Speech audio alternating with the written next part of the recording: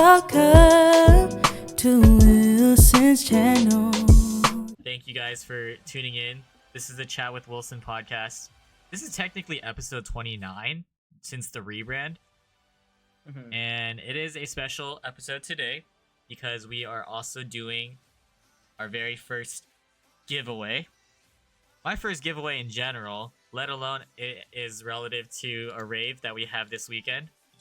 Yeah, definitely. You know how we're like super into raving, but not everyone is. So you gotta kind of like, you gotta speak to everyone as if they don't know anything, right? So you gotta spell it out if you use rave terminology and stuff. Oh damn. Okay. So Chris, what is up? Introduce yourself and tell them what we're giving away today. All right. Well, first of all, hello. My name is Chris. A lot of people know me as Cwispbacon on Twitch. We'll basically respond to regardless of Chris or Cwispbacon, or honestly, like as long as it's not a slur, I'm fine. But yes, we are having a special giveaway today, just because I really wanted to give back to the player community for the amount of, I guess you could say, years that I've been raving, or kind of like got into raving, experienced the community and just the people that I've met along the way. I honestly don't feel like this is enough, but this is more than I can give. So yeah, that's basically why I wanted to do this giveaway, especially with you, because I know this community has really pushed me to kind of get out of my comfort zone and being an introvert, and be more open with just kind of meeting new people, and seeing a lot of faces enjoy and just have fun. W's in chat for Chris, guys. Huge. The fact that he just wanted to do this and the idea just came out of nowhere. Honestly, just imagine one day you're just minding your own business, going on about your day, just like thinking, what am I gonna eat for lunch, whatever, and then you get a message from Chris saying like, hey, like I want to give away like Excision tickets. I'm like, huh? And he's like, yeah, I want to give away Excision tickets, but like through you. And I'm like, wait, you want me to give away your tickets? And like, what are we gonna do with this? Like, what do you mean? And he's like, well, you could promote your TikTok and whatnot and just do something with it to give back to the community. And I didn't even think of that. I'm just like, dude, how do you even do a giveaway? Like, how's this gonna work? And then at the same time, like, it's cool to like promote my own stuff and all that, but I think where me and Chris share the same idea that what we appreciate is more so the community and just like making the connections rather than for me to like gain numbers or anything. That's why I don't really like do all different things on different platforms. It's very random what I do, but he gave me the idea to just host this giveaway to give back. So that's exactly what we did. This is like a huge trial and error type of thing. Yeah. Chris is super plur. I had to do some research to figure out how it's gonna work out and whatnot, but I think it'll pay off. Hopefully. Yeah. Hopefully this is how we're gonna do it actually works. I tried it myself, probably about maybe 30 minutes before you went live. It wasn't too bad, but I think you mentioned as they kind of did like a second winner. Yeah. Kind of like, I wish you could adjust that and not have that, and just have one winner, dude, or one person. Imagine it shows the second place, and you're the person that sees that you got second place. Like, what does that even mean? Dude, that'd be so awkward. You were the closest to getting the 2 tickets. Sorry, but I just hope it goes to someone that in a way deserves it, and a person that would actually go take a +1 to the event just to live it up. But realistically, there is a good chance that it'll go to someone that's already going, and that's totally fine, because you could just bring a friend, do whatever you want with it, Yeah, 100%. Just be Honestly, happy. Yeah, the reason for also to want to add, the reason why I decided for the giveaway was because like I was saying, like the rave community really welcomed me with open arms, and in my instance, like when I was kind of thinking of it, it was I want to give that opportunity to somebody that hasn't gone to a rave, or a lot of people nowadays, or like I mean, we can call them scalpers, like tend to buy as many tickets and then try to resell them for higher value. That was also one of the things that kind of came to mind when you know coming up with this giveaway, because I know there's not a lot of people that can actually get them, or I mean, even with ISONOC, like when ISONOC released their San Diego tickets, Uh-huh. I was like 27,000 in line for one day, and then 51,000 in another day, and honestly, it was just really like horrible. Like the amount of feeling of just like I know I'm not gonna be able to go see them, like really sucked, because it was one of the artists that, or like collaborations that I really did enjoy, that my friends kind of got me onto. So yeah, just that kind of feeling, and I was like, dang, like how would somebody that wants to get into this community be a part of it and experience, what raving is, like how would they feel if they had to deal with some like, yeah, being X amount in line for tickets that are just gonna be sold within like minutes. So that So was real. really one of the biggest things that um I wanted to kind of do with this. If it goes to somebody that already has tickets, or somebody that does, that's already been to raving, like that's awesome as well. I hope they also just keep in mind for others that want to experience it too. But even then, this giveaway at the end of the day is just to give back. So yeah. Yeah, it's with good reasons, and you're right. I think the more you're actually into raving and you understand the world of raving, not only at the event but the outside intricacies and like the little details of like Mhm. securing rave tickets, following like the market price and all that, it's insane. there Yeah. there is people that don't realize that tickets go like sell out quick within minutes. So if Hmm. they are to go on to Ticketmaster and see ticket prices for like 200 whatever, they're gonna be like, oh, this is how tickets should be normally priced, or what. So the Hmm. fact that you're just trying to give it for free, not only free, but you're just trying to do something right with it, it's nice of you. Yeah. So yeah, again, huge shout outs to you. And I want to say thank you to everyone for tuning in to the stream. We are doing the giveaway at the end of the podcast. The reason why I'm doing it at the end is because I genuinely want to get to know Chris on a way more personal level, even though we've been friends for a while. And I want the chat to know who he is, where he's coming from. And I don't want it to be like a quick grab giveaway, I want this to be Hmm. meaningful both ways for those who are bound to win and for Chris, just so he could actually get something out of this, where he could see, there would be eyes on him to see what kind of person he is.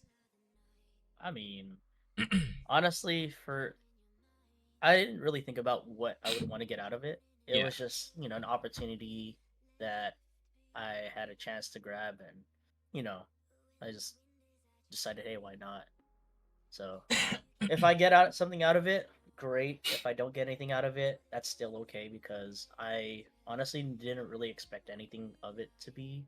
So, you know, yeah, I'm kind of just here for the ride, and just for the vibes of just uh yeah, the player community and whatnot. Yeah. And I'm so happy that you're committed to this, because as someone who's actually putting the giveaway together and trying to like plan things here and there, like the podcast, like I had to prepare for the worst. This is like intrusive thoughts coming out. Like, what if Chris did like the most scumbag move and just say, "Nah, I don't want to give tickets no more," and I'd be like, "What the fuck?"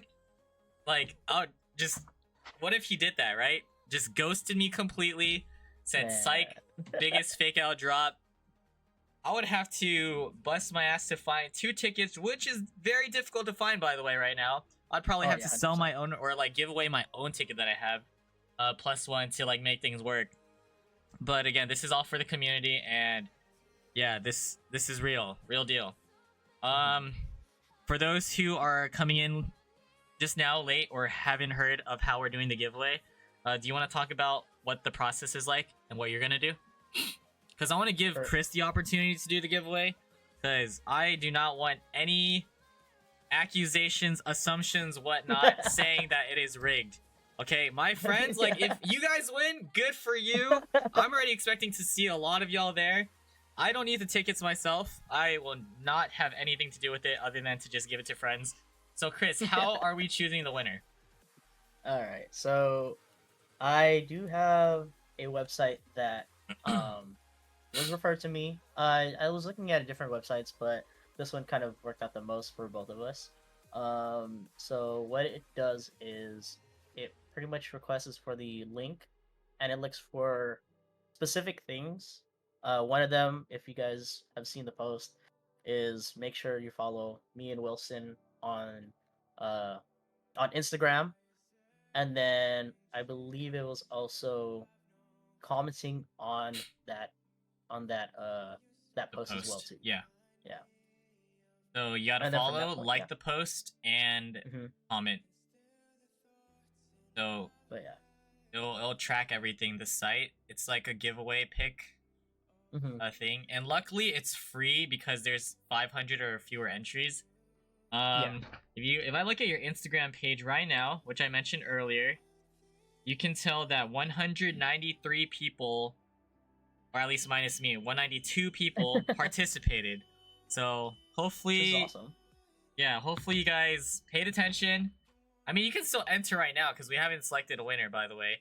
So go to my Yeah. Instagram page, exclamation socials, look at my most recent post, like the Mhm. post, tag a friend, make sure to follow both Chris's new accounts, CGC Adventures, and myself.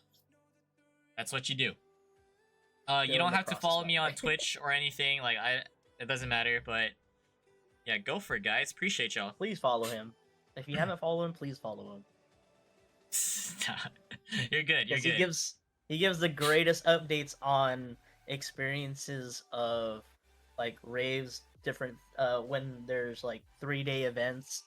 He really puts in the work of like how what day one went, how day two went, how day three went as well too. So if you like those things, if you like keeping updates on especially raves that are coming up, this is also the guy that I actually go to for upcoming raves and whatnot. So yeah, if you really want to get that update and know what's about to come this year, Wilson's the person to follow. I think I'm pretty local though. Not gonna lie. I'm not a rave news guy. I don't even know what I am. I'm just a dude that posts random videos that comes to mind that just happens to be about raving, and it is fun for me to do recap videos when I go to actual events. But yeah, I'm the guy who kind of spreads the words to some of my friends who aren't as knowledgeable or don't really like go out of their way to see what's coming up. So there's that too. Um, but yeah, let's actually start and learn things about you. Obviously, a huge topic will be relevant to raving, and we could honestly get into that whenever. It's gonna be the bulk of the conversations for sure. But just let's get to know you as a person, human being, right? hmm You've said it before, and I've heard from you that you've said you're introverted, right? Yeah. You're an introverted person. Has it always been that way? And just talk about your upbringings. What was life like growing up for you? And where would you say you're at today? Like, what's your lifestyle like and everything? Yeah, I mean, as far as growing up, I never really had an opportunity to kind of like go out. Um, from I guess if you really want to go back like to the beginning, like kindergarten to probably 8th grade was just school, home, never being able to hang out with friends after school. I could only hang out with them during those recesses and whatnot. And so, in the terms of being social, it was never really that um, visible for me. A lot of times it was just me, my cousins, and that was my friends. Those were my best friends that I grew up with. Um, and then like once I kind of like tasted that freedom of just kind of being able to go outside and actually hang out with friends, I found somewhat I guess a whole new world, I guess you could say, like no pun intended, but like a new area that I've never experienced. But because of the past, it really prevented me from making new, I guess, making new steps and trying new things out. So a lot of the time, I never really, if honestly, if you were to like meet me, probably about 10 years ago, maybe 15 years ago, uh, I honestly wouldn't really be talking as much.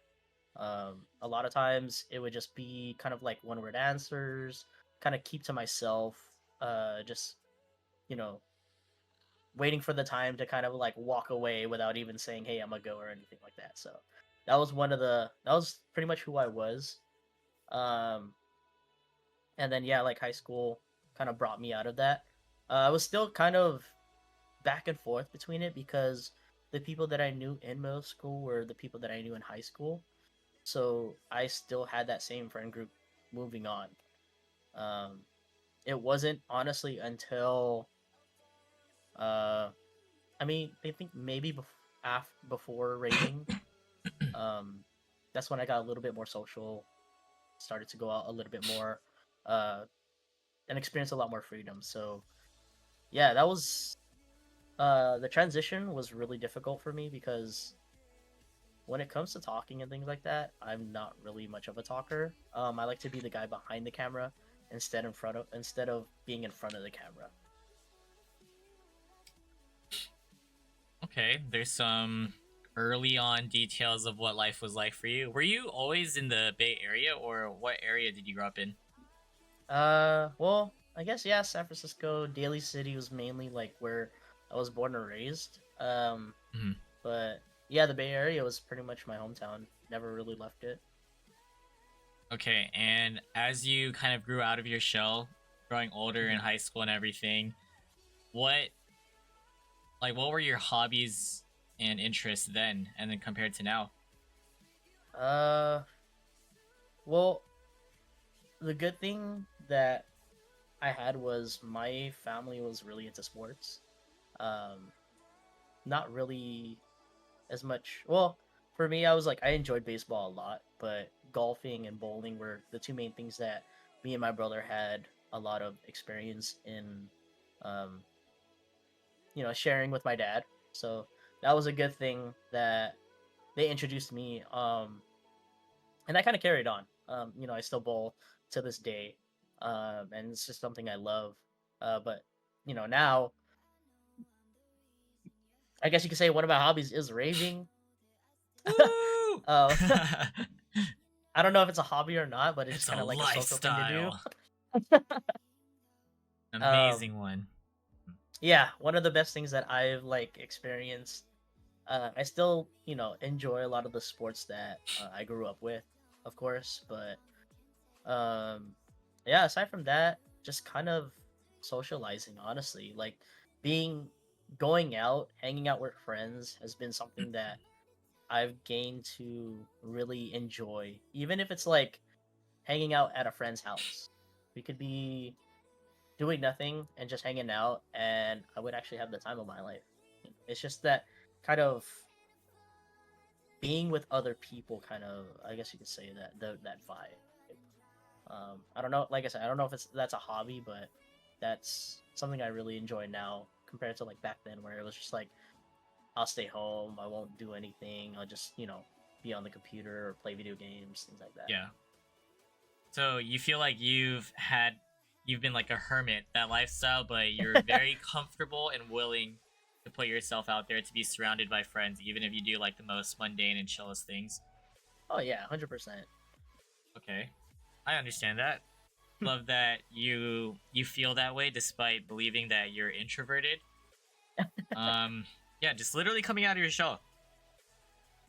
So since then, what do you think really like made that huge shift for you? Like, what was the turning point for you to just like become more of who you are today? Was there a specific instance or Mhm. maybe like a specific friendship?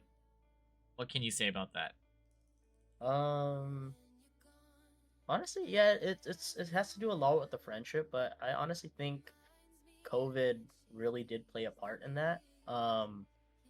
during COVID, I feel like I experienced one of the worst depressions that I've ever experienced before. Just because of the whole um, isolation, not being, like staying home, things like that. It really put me in a position where I was battling with my own mind, just because I wasn't able to see anybody, uh, or like my friends to be exact. I did have work, but I never really found a comfort of like when there's friends and then there's coworkers, you just can't really click with them. Uh, and so yeah, being at work didn't really help as much, even though I was going outside.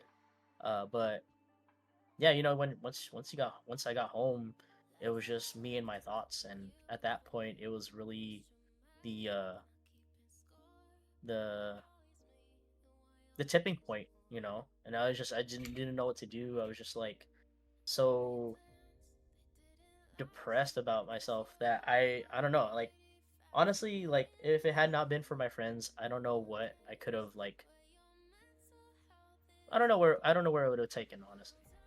It could have gone so many ways, but the fact that my friends that I was able to hang out with, or kind of like just keep me in check, because of them, they really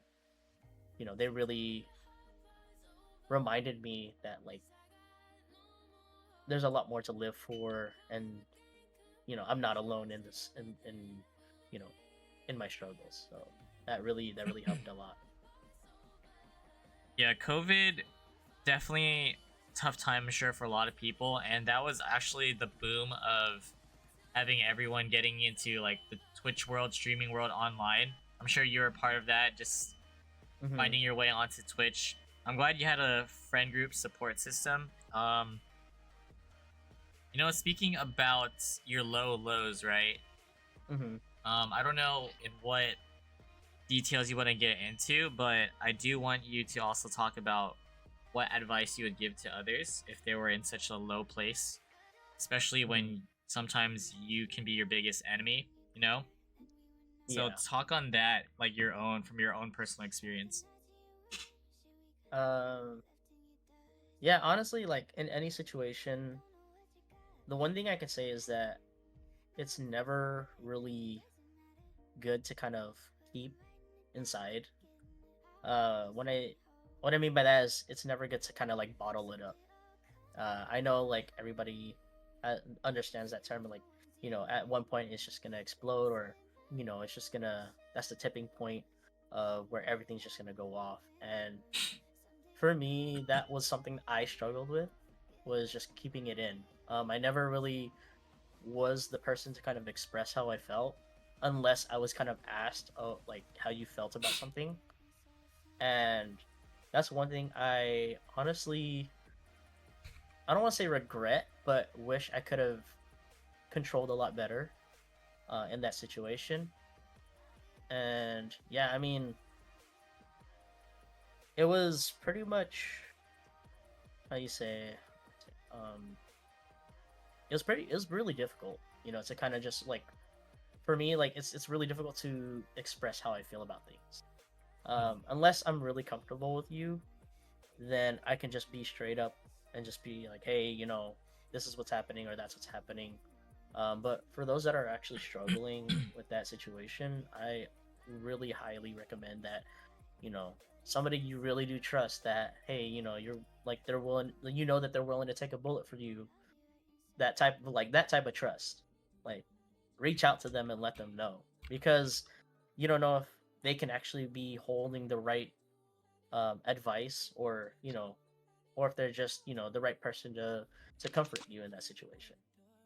And so yeah, I mean, I'm like I said, I'm thankful that I had the right people by me, and just having the courage. It's a lot to keep in, but it takes so much more courage to kind of express and like let out. So I'm pretty sure everybody has that kind of courage to just be open and just be honest about how they feel, or what they're feeling.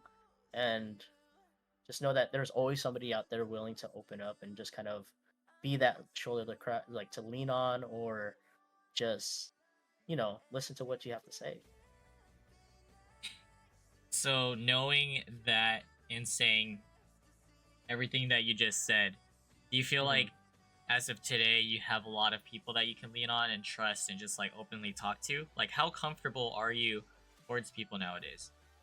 Oh, 100%. Honestly, like I know I have a lot of friends that I'm pretty close to, but I have two specific friends that whenever situations occur, like they're the first people I go to. Like Go something tos. happens, I go straight to them, let them know, hey, this is what's happening, this is what's up, I need help. Or like if they're having a situation, they know as well too that I'm always there to be by their side regardless of whatever's happening.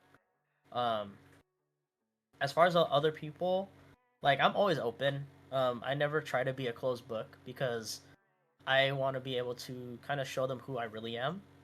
Um, and because I've had a point where I felt like I kind of was like in that area where I wasn't being who I was. Um, and that was, I wouldn't say it's recent, but it was like during COVID, things like that. Um, and just moving forward from that really made me feel like I don't need to be acting or like trying to play a different person. Um, you know, if a person is cool with me for who I am, then that's all that matters. If they don't, then it's just another person that um, that I've crossed paths with. So yeah, Yeah, so you've grown more comfortable and you believe that you don't have to hide away and just kind of like basically hide your identity, right? yeah, So um, yeah, pretty much. tell me who you are as a person today. How would you describe yourself then? I am not good at this. Yeah, yeah, just uh, say everything about you see, the thing is, that we might not know. honestly, I feel like who I am or who people see me as is pretty much how I am like regardless. It's weird to say, um, but one thing that like my friend really mentioned to me was that whole chill guy meme. What about the children?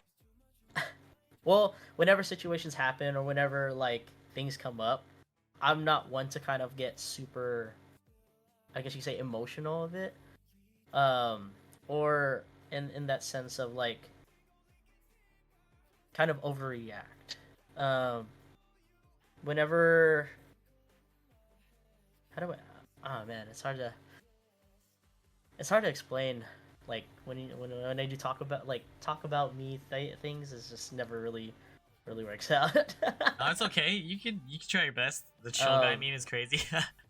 I mean, For I don't real. know. Yeah, somehow I don't know how that came up, but that every time they see me, like they're like, "Oh, he's just a chill guy. He's this and that." Like, I don't really worry too much about situations or things that come up. Yeah. I kind of just let them be what they are, and before, yeah, I could kind of like bottle those in and kind of like react to them at a later point, but I came to a conclusion where it's not worth wasting my time or stress in dealing with. So I do care about things that happen, but at the same time, I try not to like really let it get to me.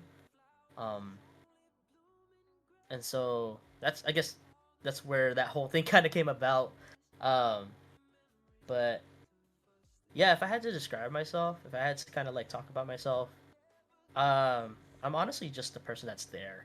Um, whether somebody has needs help, whether somebody like has a situation they need to get out of, whether you know um they even just need a small question to ask. If I don't know it, I definitely will take my time to you know help you find that answer.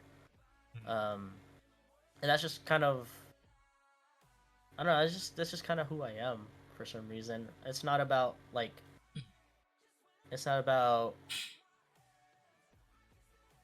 Um, just kind of being of service, I guess you could say. Um, that's one thing that I really love is when I can be of use in any way possible. Um, and yeah, I mean, I just love helping out, you know. Could also hard vouch that you are just a very supportive friend, and you've been that way since day one. Like, I get what you're saying when you say it as in, when you phrase it as in, you're just there. That sounds not the greatest, not the greatest wording, I must say. But what he means to say is that he'll be there for you if you need him, and he tries to make himself available. He definitely is a very laid back individual, but I feel like you're not the most vocal, but it's clear that you have good intentions most of the time. So, for example, like, you're always stopping by the streams whenever, like, you wanted to do this giveaway thing. you I feel like you're down to put others before you. That's like the vibe that I've gotten from you this whole time. Even when it comes to like the littlest things, as like Pokemon cards.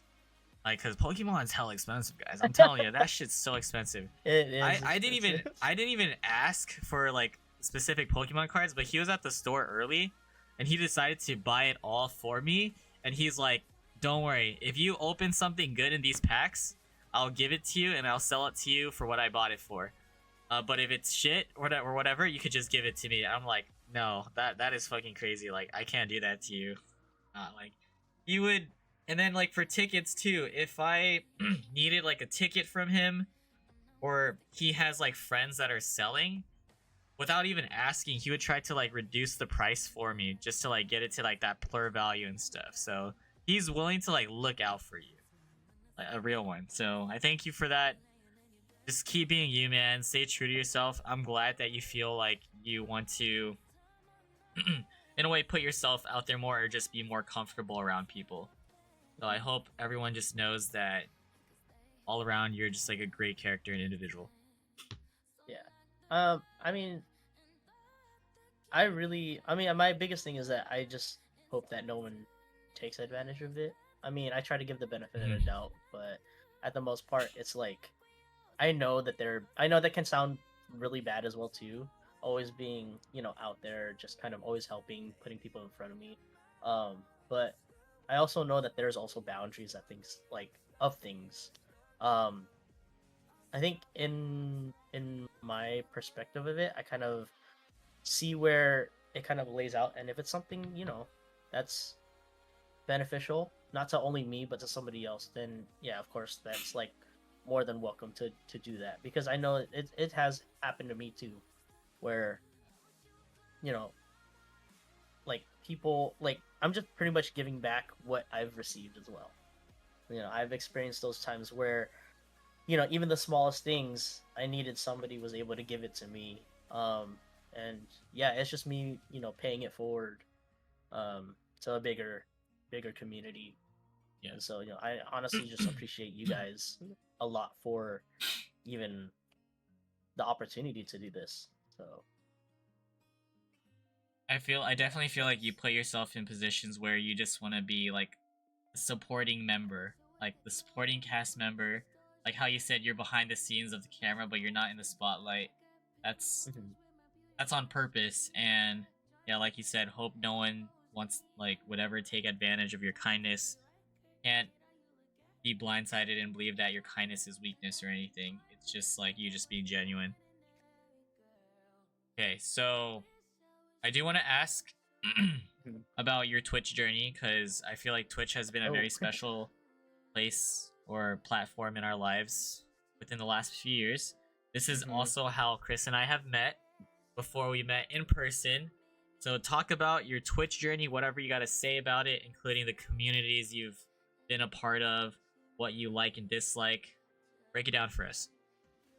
Yeah.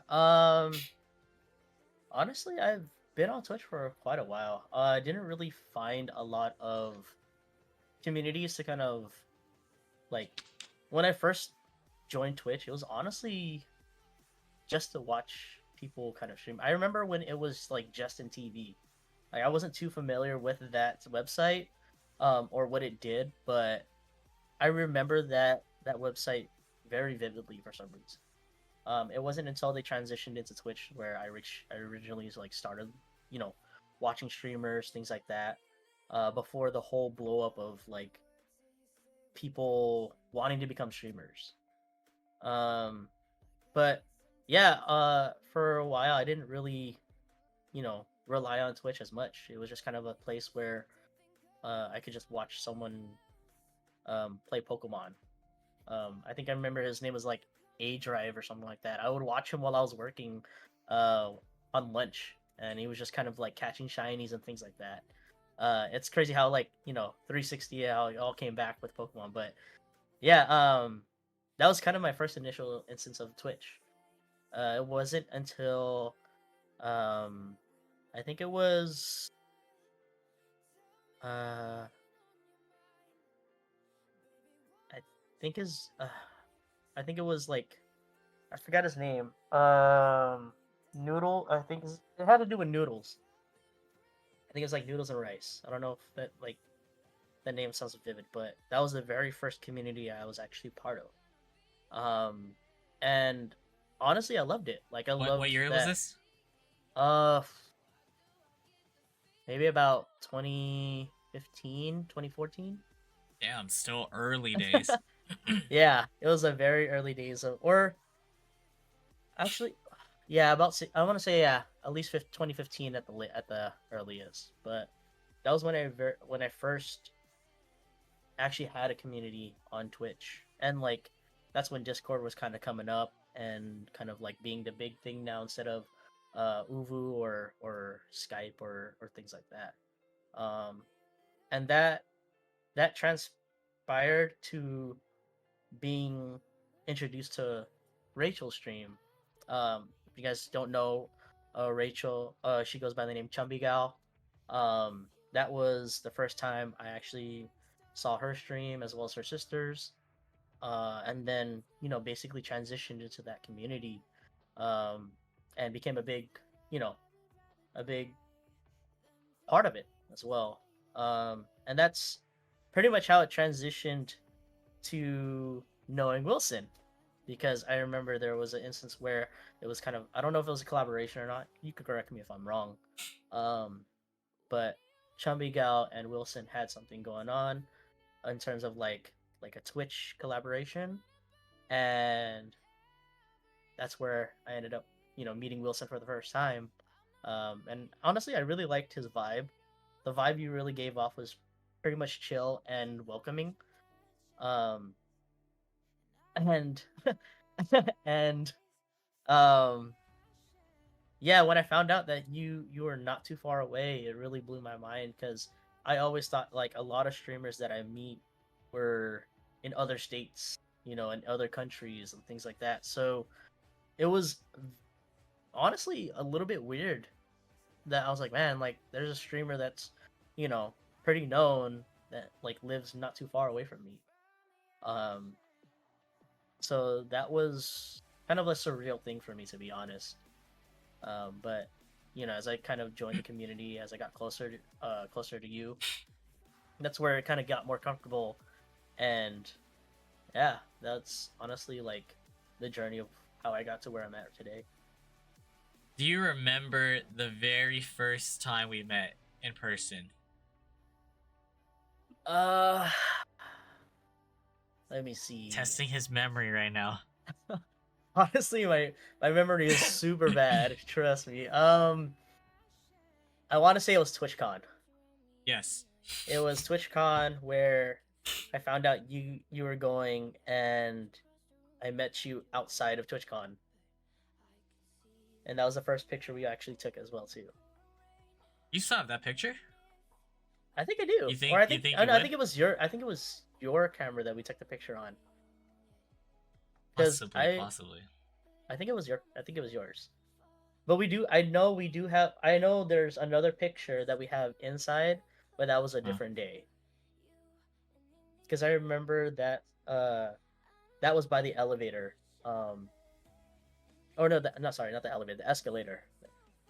And so I remember taking that picture, or somebody taking that picture for I us. remember vlogging, so you were definitely in the vlog during that time too. So Yeah, that's when I met like yeah, that's true. Alex That's as well. true. Yeah, a lot of people. Um, for those who are on Twitch, you already know that Twitch is like the biggest event for the streamers out there. That's where like all the Mhm. communities come together, streamers come to meet up. Super exciting time. In comparison to raving, that's like the EDC of events Yeah. for streamers, and it was just so beautiful to be able to experience that for the first time.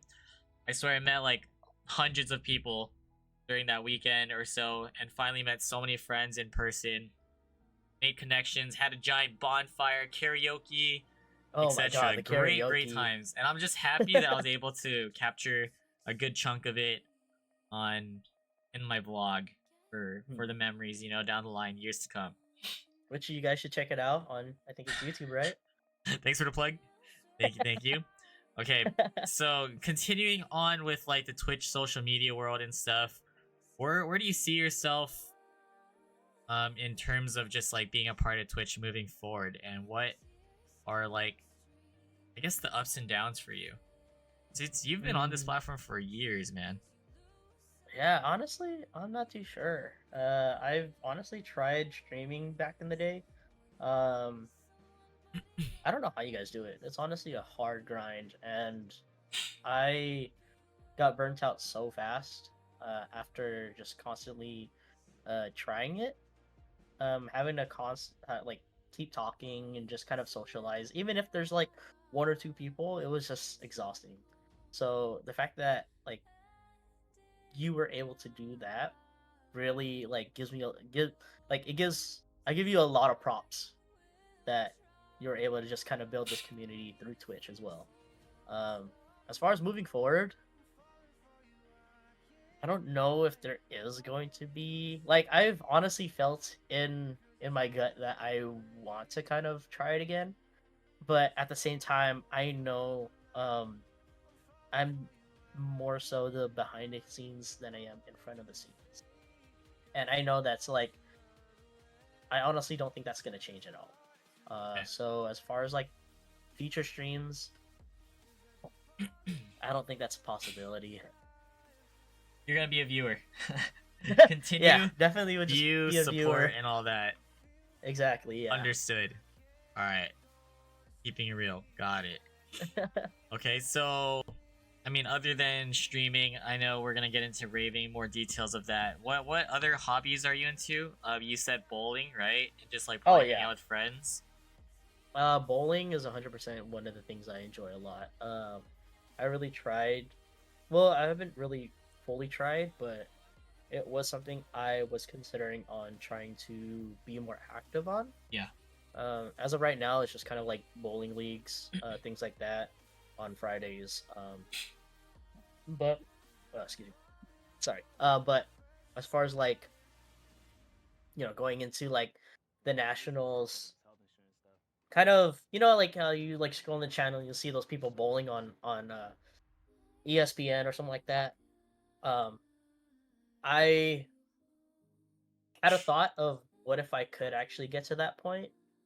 But I don't know. It's kind of a in the air thing. I know there's not really an age limit of like how long you have. But I don't know. It's just one of the things that I enjoy the most. When I go bowling, it's just kind of like it's a stress reliever, to be honest. It's good balance and finding ways to relieve stress and staying Yeah. active too. Again, Oh aside yeah. aside from It's rating, but yeah. So what do you have to look forward to this year? Do you have like any travel plans, exciting things? What's in mhm. store for Chris in 2025? If I had to check my calendar, I know for sure. If anybody's going to Sullivan King, definitely we'll see you there. Woo! Let's go. Um, EDC is definitely a for sure going to. So if you guys are going to EDC, I'll also see you there as well. Wait, Have you been to EDC? Honestly, yeah, just more my raving, and memory- I think possibly a Japan trip, and then in Okay. the end of the year. That's kind of like a up in the air thing, but I really wanna see how that goes, depending on if I have any more money after all the raves. Wait, you've been to EDC before, or would this be your first time? Chris, hello. Oh, sorry. Okay. Okay, I realized I forgot that like when somebody like calls, Yeah. these headphones tend to mute everything else and just kind of remind me Okay. that there's someone calling. I honestly just like I muted that and I just kept like I forgot about that. No, you're good. You're good. Are you going to EDC? Like, Yes, okay, 100%. have you been to EDC? I have gone last year and that was my first time going to Okay. EDC. Okay. So I thought that was gonna be a one-time thing, but for you're down again. some reason I don't know how that happened. But yeah, me and my group are going again. There you go, guys. I guess EDC might be the move, but not I mean- EDC. The other one, the cruise. Oh, I saw that one, EDC. That Nice. one looked pretty sick, honestly. Split with traveling and split with raving and festivals. I love that. Sounds like Yeah. lots of fun for sure. It's a lot on the bank account for definitely. Yeah. So we I hope. Just gotta grind. I'm glad you have local events too. Like, do you feel like you want to do more, or do you want to be dragged out to more events? Because like I could definitely do that, but like invite you to more. But how are you yeah, feeling about 100%. these events so far? What's lined up? Honestly, I'm okay with it. I honestly go because like somehow we turned one of my friends that I'm like super close to. He went from just raving last year to like signing up for all the raves that are coming up this year as well too. So because you know it's just been us. He's been throwing a lot of raves at me. He's like, "Hey, we should go to this. We should go to that. We should go to this." It didn't even went as far as like, "Oh, we should go to Ultra or we should go to Lost Lands," and Dang. I'm like, "Okay, I think we're kind of stepping over the budget here." But just his excitement on wanting to constantly go or just kind of go to raves, um, it made me happy because if we do end up doing something big like that, like let's say Ultra. At least I know he's always down for it. Yeah. And those are the worst friendships, because when they say "I'm down if you're down." That's how you get people to go. The homies to go. Exactly. Made a video about that too. It's funny. It's so real. I'll go if you go. Okay. I mean, All right. Let's make things a little bit interesting right here. All right. So we have a general idea of like the friendships you have and everything. Yeah. I guess I would like to ask, what do you look for in friendships? So what does it take to be really, really close to you? honestly, just being yourself. That's the biggest thing I could ask for is just the transparency of, hey, this is who I am, and this is how I act. Like that's more than anyone could ask for. I don't really ask for too much. I don't really ask for like, oh, you gotta be like this or you gotta be like that. It's just if we vibe, we vibe. And that's the best thing ever, because that's where you can be the goofiest, that's where you can be the realist, and that's where like if they notice that something's going off or like something's happening, and they're the ones that will tell you straight up, hey, like you got to stop doing this or you got to stop doing that. They'll be the ones that'll tell you straight to your face, rather than somebody that will kind of be around the bush, kind of bring it up slowly. And honestly, those are the best friendships that will last long. So Okay. So would you say you are confrontational as a person, or like are you Oh, very hell no. upfront? No. hell no. if I get into a confrontation with somebody, I will not. I No, no, no. can't. Like with your friends, I mean, like if there's a problem with your friend, like how would you go about it to like resolve the issue with them or something? Like, or are you, is it a Uh, private matter? How do you go about it? I think I would kind of like bring it into a private matter before it going to the group. Mhm. One thing that I was taught growing up was if there's a situation between you and another person, uh, confront that person and just be straight up, just be honest with them. Um, Okay. throw it. No, no, no. I mean that's the last resort, Jerome. No, but if so, there's kind of like a three rule thing where the first instance, I would speak to them directly and let them know what's going on.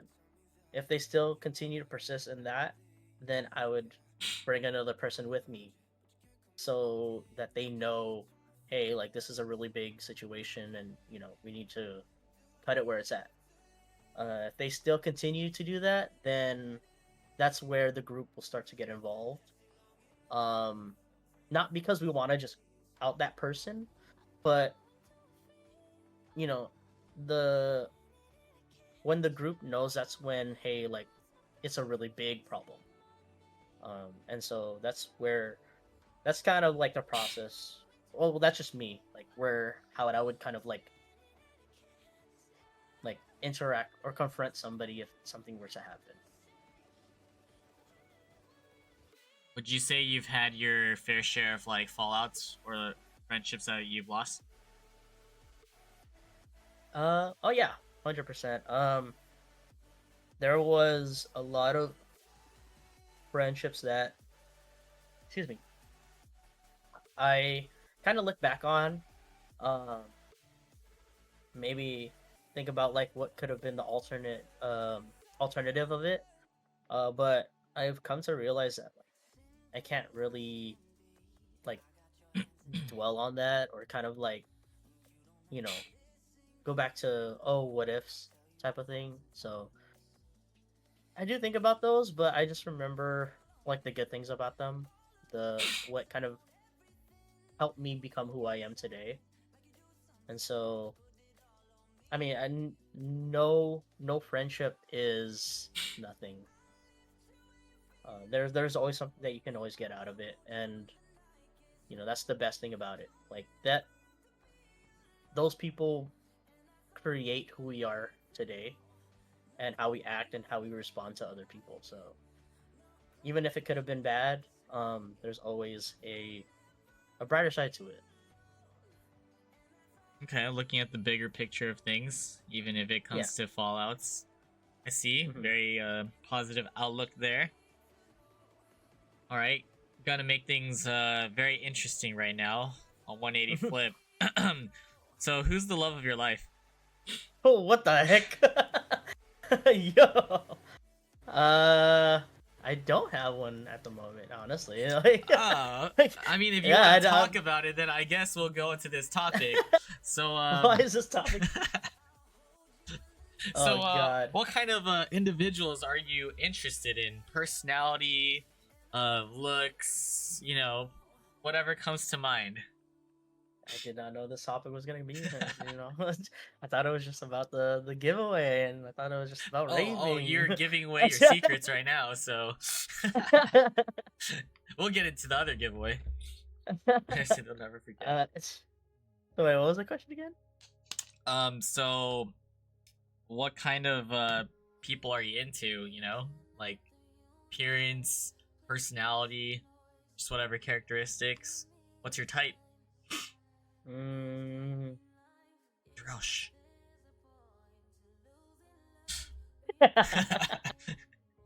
I mean, since Jarrell said that, I don't know what I can say, man.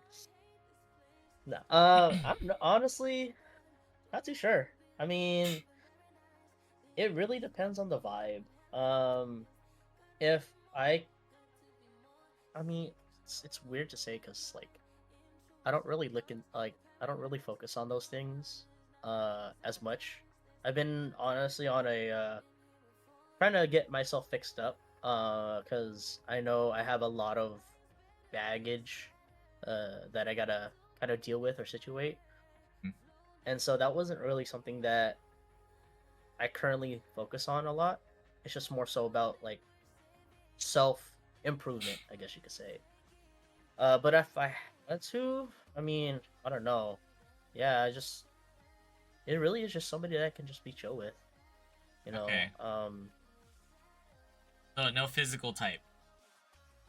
I thought I know no, honestly. But you said that you have to focus on yourself, which is great by all Mhm. means, especially if you want to like start dating or anything. Yeah, Are you comfortable sharing your dating experiences? yeah. I mean, that's honestly Okay, that's how's, um what experiences do you have or can say? Things like you could talk about what went wrong, what you learned from it, all that sorts of stuff. mm, definitely could say never go too fast. Um, there was an instance. I won't really go too much into detail of it, but um, yeah, it just kind of moved a little too quick. Um, we were both.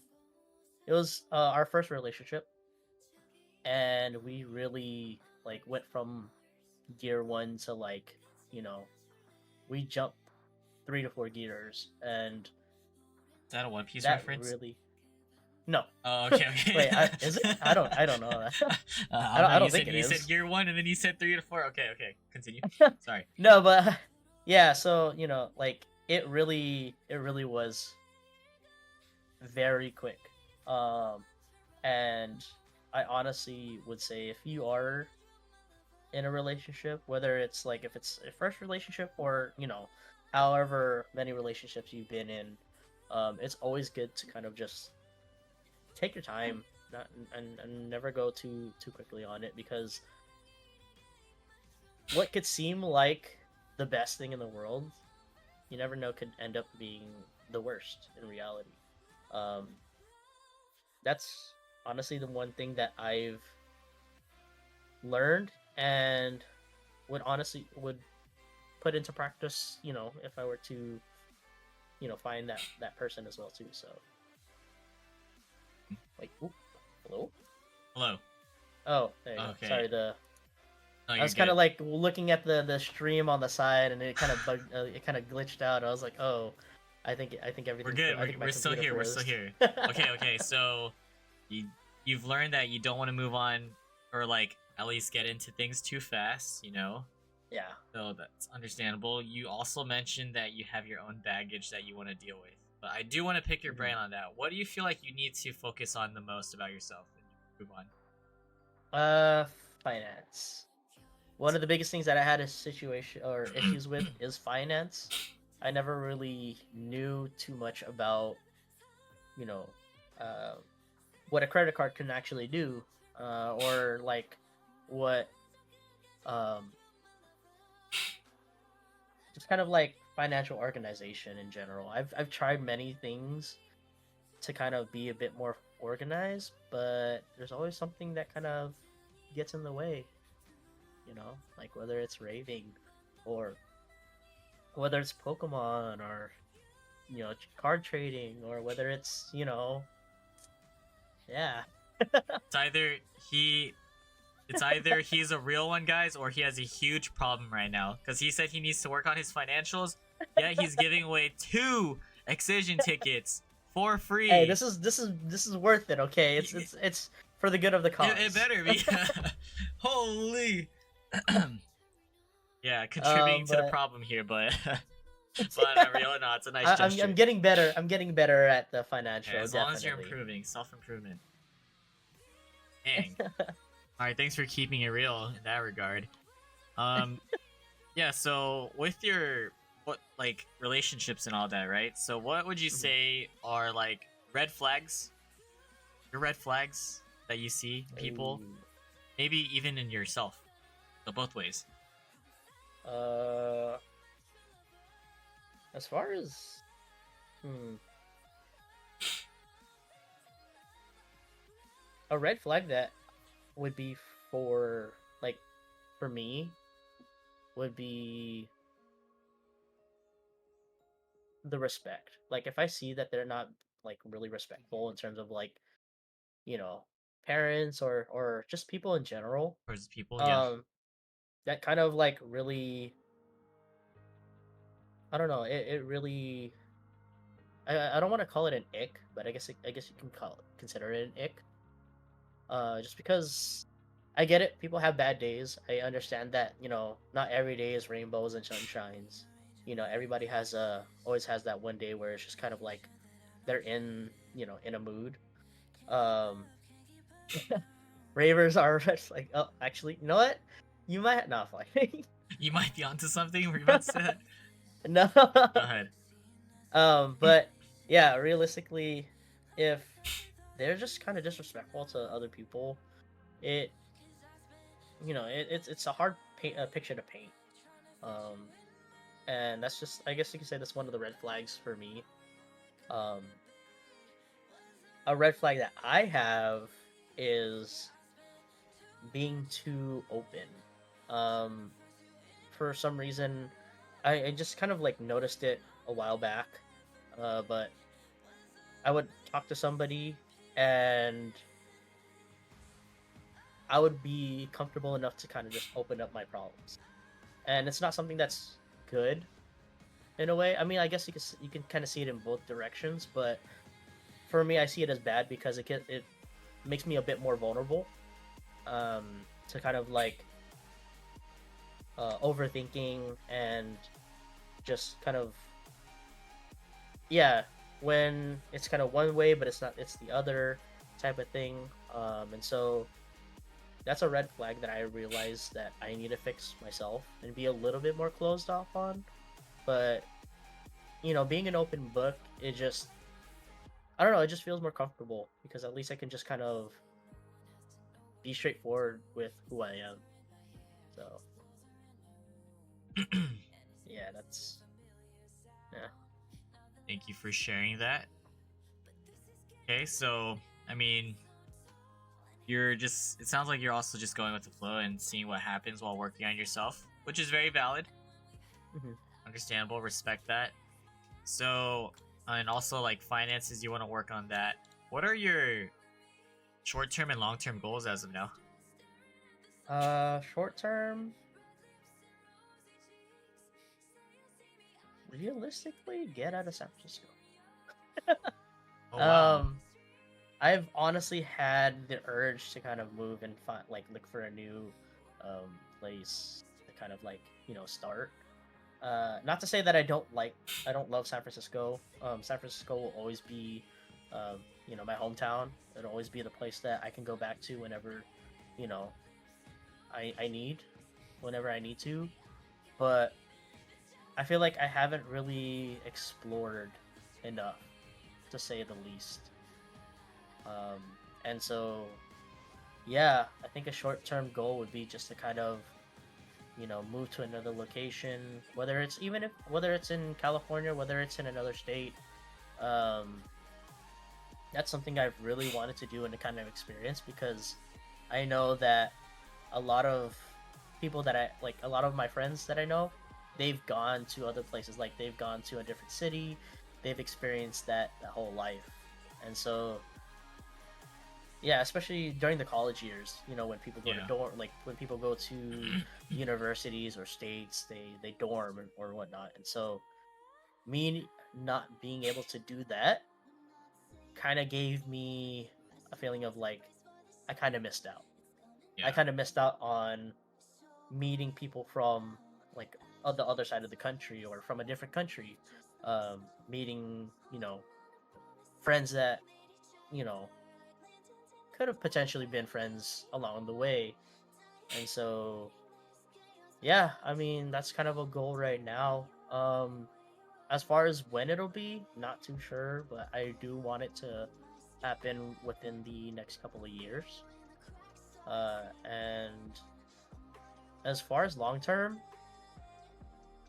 I think just traveling more. I want to see the sights. I want to see the places that people have gone to that I have never been to yet.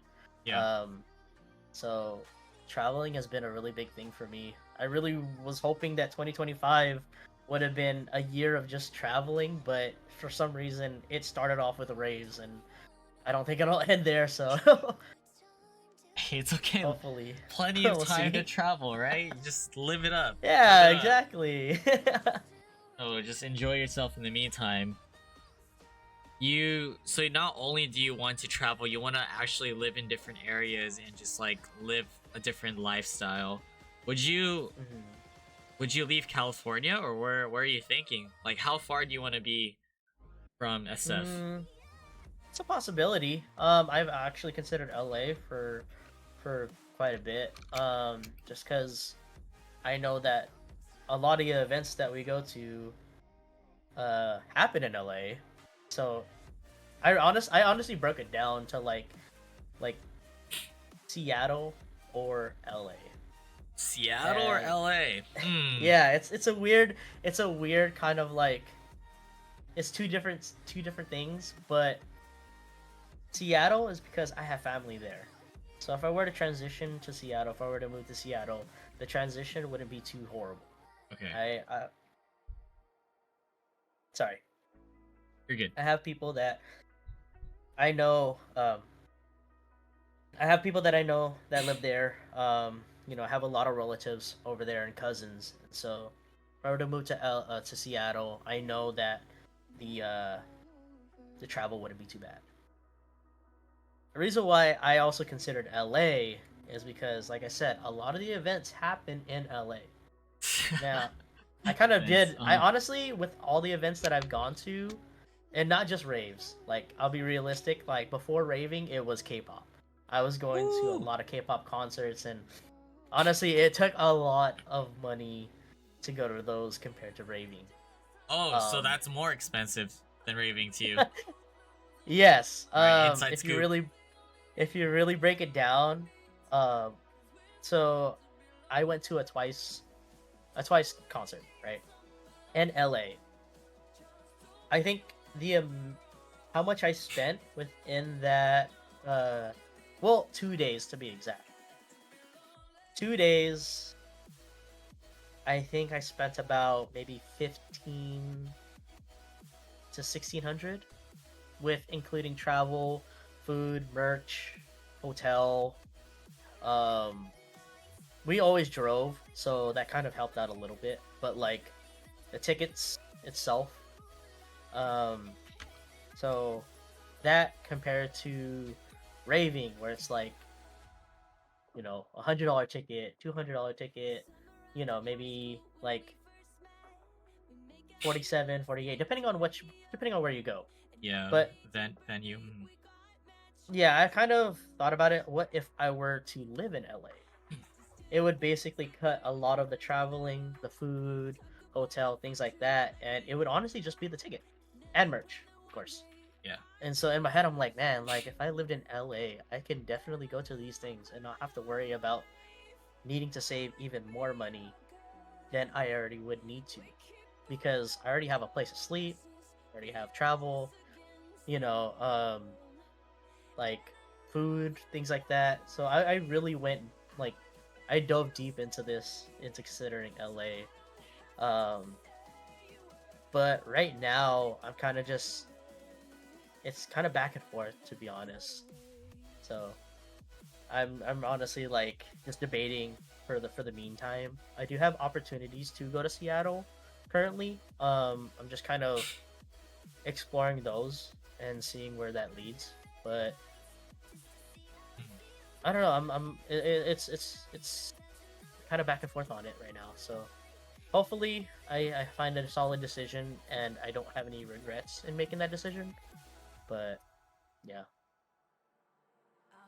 The next chapters of your life, potentially. potentially, yeah. All right.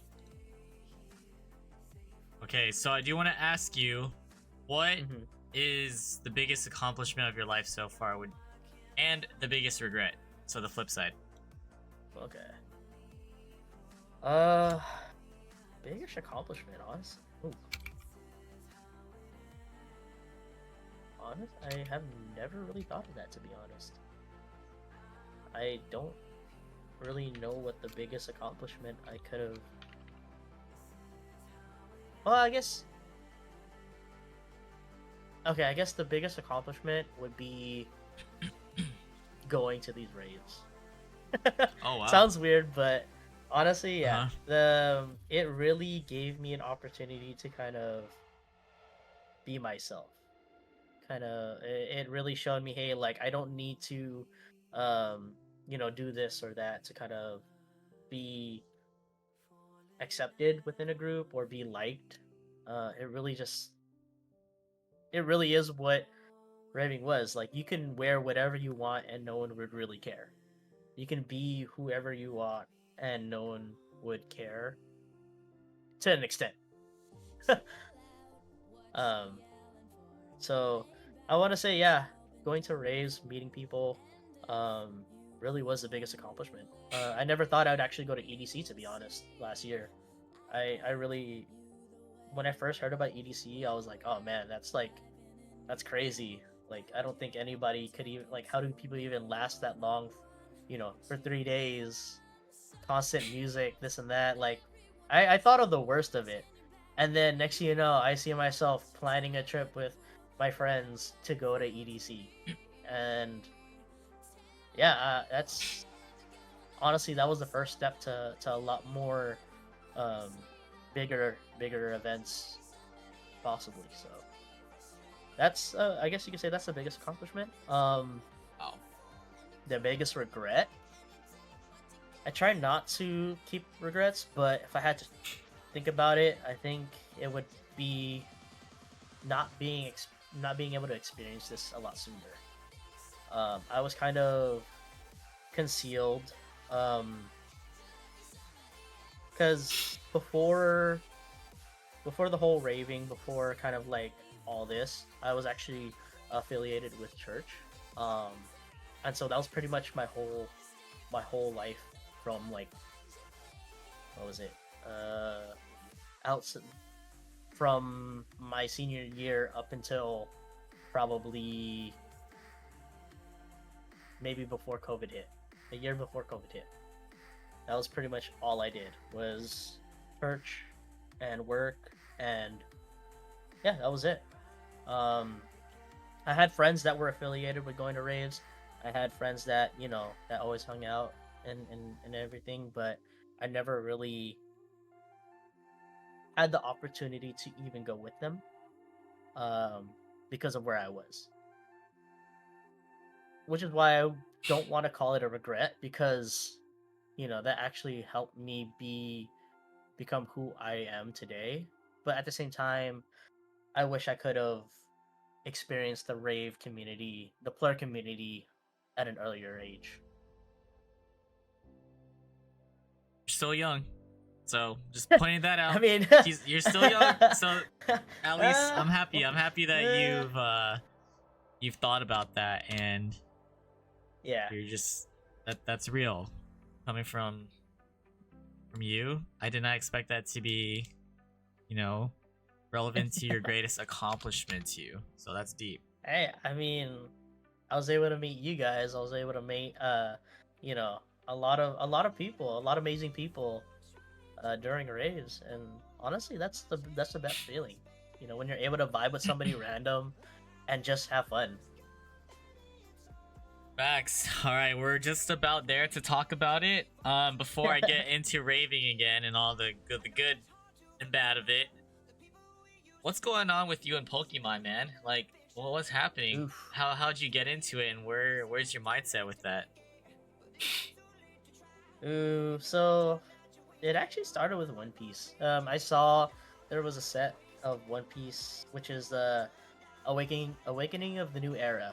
Um, that was a set that I saw and was actually like very fascinated about it. I don't know if it was the art or just kind of like the set itself, but that honestly kickstarted a lot of what I wanted to do. Like the collecting um, that I do today. Um, it wasn't up until one of my friends that I know already collected Pokemon. Um, he was basically talking to me about it and just like the ins and outs of collecting. Um, he's been collecting for years, and I didn't really realize it until we actually talked. But his collection is like he makes mine feel like I only just heard about Pokemon today. Ooh. So yeah, Gotta start his somewhere. collection is yeah. But yeah, as we talked, like that's where the interest of Pokemon kind of came back, because like I used to collect Yu-Gi-Oh cards, I used to collect Pokemon cards, but they never really were sentimental. It was just more so like, hey, I can play, I had this Pokemon card, I could play with that.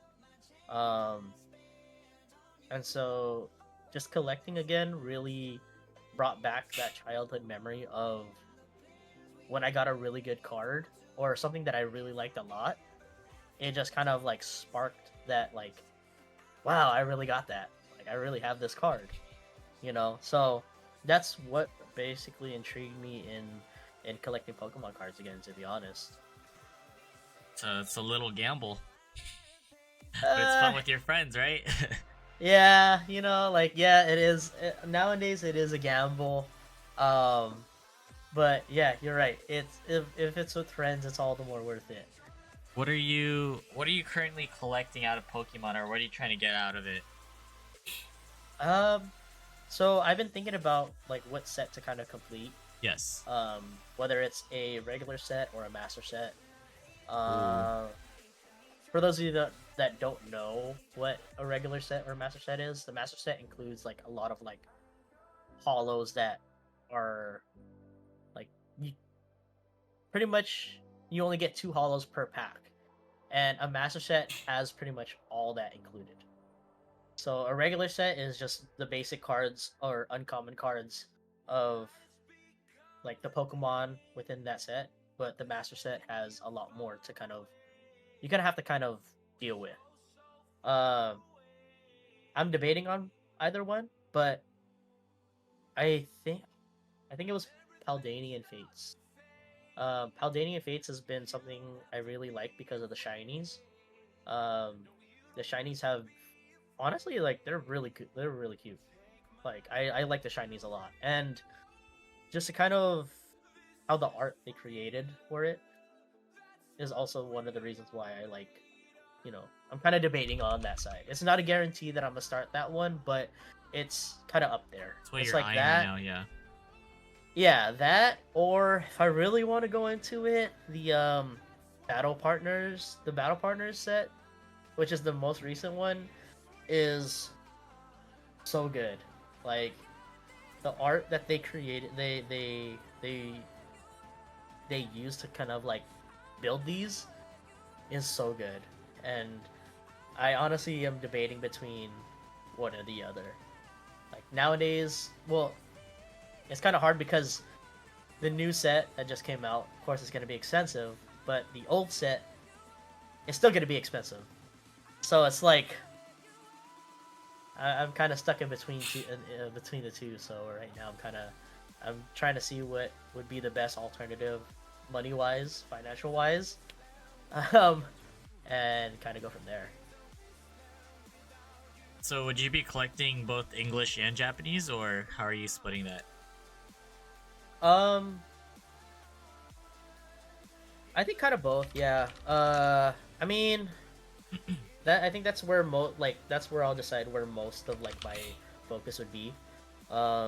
Is once I decide on the set I want to kind of go for, at least that will give me a better idea. Like, hey, if I'm gonna go for Paldanian Fates, definitely got to focus more on the English cards. But the Japanese art is too good to pass. Facts. Yes. The Japanese art have been S tier lately, and I'm very impressed about how they've been, how they've been doing this. The Treasure Festivals, for example, is just one of the, like, oh man, it's so good.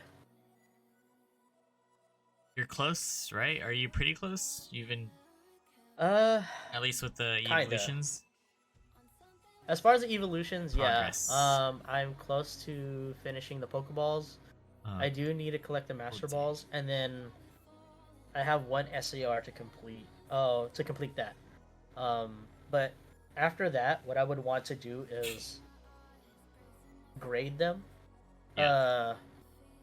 uh together. So like I forgot the terminology that they not forgot the terminology of it. So when you have But multiple of one card well, or what? a set. It's more Oh, so a set okay. where like you have 3 cards and they and if you grade them, they'll have their bracket numbers as like 1, 2, and 3. And that's what I'm kind of trying to go for is with each evolution, whether like the Pokeball, Master Ball, and the SAR, I want to get those like aligned with each other. Where it's like the Vaporeon, for example, Vaporeon Pokeball, Vaporeon Master Ball, and the Vaporeon SAR will have like 4, 5, 6. I think it's called a sequence or something like that. But Sequential. I think it's sequential, something like that. But yeah, I want to do that with all the evolutions, I guess you could say. And once I finish that, then kind of just display it on my wall. But it's a lot to work for though, because if you grade them, because the thing is, I want them to be numerical, and then like I also want them to be PSA 10. So let's say the Pokeball was a PSA 10 and the SER was a PSA 10, but the Master Ball was a PSA 9. It kind of ruins it. Damn. So I might have to like re-crack those and regrade them. Wow. That type of thing. That gets serious. Yeah. It's honestly just kind of a me thing. I'm not trying to rush into it. Yeah. But I'm kind of just taking my time on that. So You're enjoying it for the hopefully, time being. yeah. And you know, when people open packs, I love the excitement they get out of it. You know, when they find out they have a card that they don't have, they get super hyped, or like, you know, they run around crazy. It's just fun seeing that, you know. All right, that's Pokemon, and we'll be doing some trades soon. Oh yeah, 100%. I'm gonna bring you some stuff this weekend when I see you. Yeah, I'm sure there's Yeah, stuff. I have some stuff too. Okay. All right, big stuff, guys. Rave World, all that jazz. EDM. What is the meaning of life when it comes to the rave world, the EDM world? How'd you get introduced to it, and why are you still raving today? How I got introduced was my friend constantly asking me if I want to go, because every time we hung out at our friend's house, every time there was a house party, they would always have rave music playing, whether it was Griffin, Elenium, whether it was Set the Sky, things like that, like the old like albums. And I thought it was interesting at first. I knew what EDM was, Yeah. but I never really was interested in it. Up until I started hanging out with them a lot. What year? More. What year was this when you were introduced? So, introduced was probably about 2017, 18. That's when I started going to a lot more house parties, hanging out with them, and kind of seeing the sets that they were playing. I think I remember specifically they were playing Ultra from 2018, and I think a couple of my friends went, and they were just kind of recapping on some of the artists that performed, and that's when I first, got interested. I was like, oh, like what is this? And they're like, oh, it's it's EDM. This is this artist, and I was like, oh, okay. I was like, yeah, that this sounds cool. I like beats, like I don't want to say I'm a musician, but I guess you could say I kind of am. But like guitar, drums, things like that, like I enjoy playing those as well. And so when they were telling me about like those types of beats and all that, it was just kind of interesting to to kind of listen to, and I was like, okay, well, I think I could kind of like get into this. So I think at that point I started listening to it a little bit more on my own. It was honestly um Millennium that I started listening to because I know that Millennium. 2019 his tour was coming up, and that's when my friend was like, "Hey, do you want to go?" Like they had an extra ticket, um, and at first I was kind of hesitant, but I was like, you know what? Like, yeah, I'll go. Why not? Shoot. Oh, Millennium. we got a raid, And we hey, got a what's raid up, from Raiders? Jay. Welcome What's in, up, everybody. Raiders? Happy New Year. Jay, thank you so much for the raid. I hope you've been well, brother. Hi, everybody. Honey, Jaegers, Fude, Slow, Mitch, Alanis. Hello, welcome in, guys. Thank you so much for the raid. Really appreciate it. We got a podcast going on. This is literally my second stream of the year, 2025. Getting back into the groove of things. Crazy. What's up, 2 a.m.? I hope you guys enjoyed Jay's stream. We're chatting it up with our special guest Chris tonight, talking about life, wrapping things up with some EDM topics before we do a giveaway, giving away 2 Excision tickets to 1 winner for this Saturday in SF. But that's what we're doing. There's still a chance to sign up for it too. All you gotta do is just follow Wilson and my account. I think it's pinned. But yeah, just follow us and then comment, and definitely we'll have an opportunity to get 2 tickets. Yes, and thank you so much, Jay. It's nice to be back. It's really nice to just be able to see that friends are still streaming, going at it. Yeah, make sure you guys do what you gotta do tonight. Enjoy your stay. Enjoy the rest of the night in general. Chris was talking about his introduction, and you mentioned Millennium, my favorite artist. So continue, please. Go ahead. Yeah. Yeah, so he had an extra ticket, so I ended up saying, sure, why not? I give it a shot. And it was a Send tour.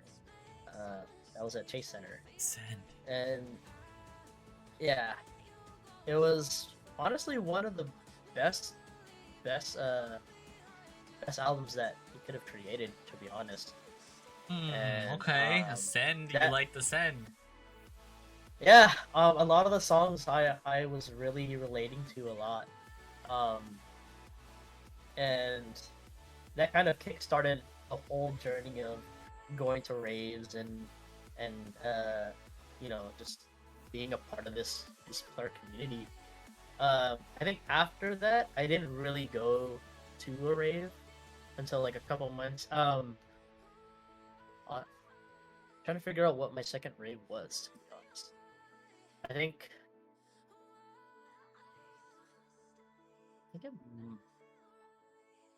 well, that was it. I think my next rave might have been Crush. Crush SF? Because, yeah, it was Crush. Because I remember, it was I think it was Nightmare that performed that night.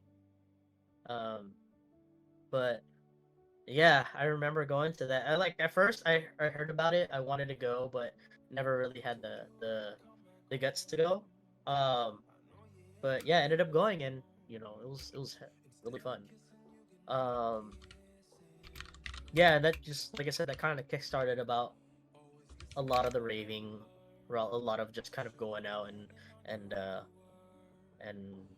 seeing a lot of artists. Your first event was Chase Center. What year was this? 2019. So it was 2019 at Chase Center. Chase Center, Millennium. Great start, by the way. Yeah, it was like right. I think it was like the brink of when COVID was about to start, or like when they were starting to close everything up. Yeah, it was before that. Dang. Like right before that happened, That's went to a rave. so crazy to start and... raving right before COVID started, and just to have to, oh man, stay home.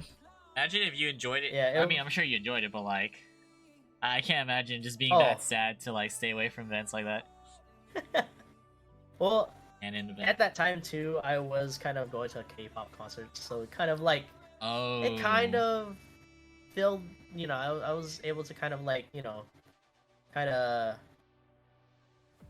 feed that feeling.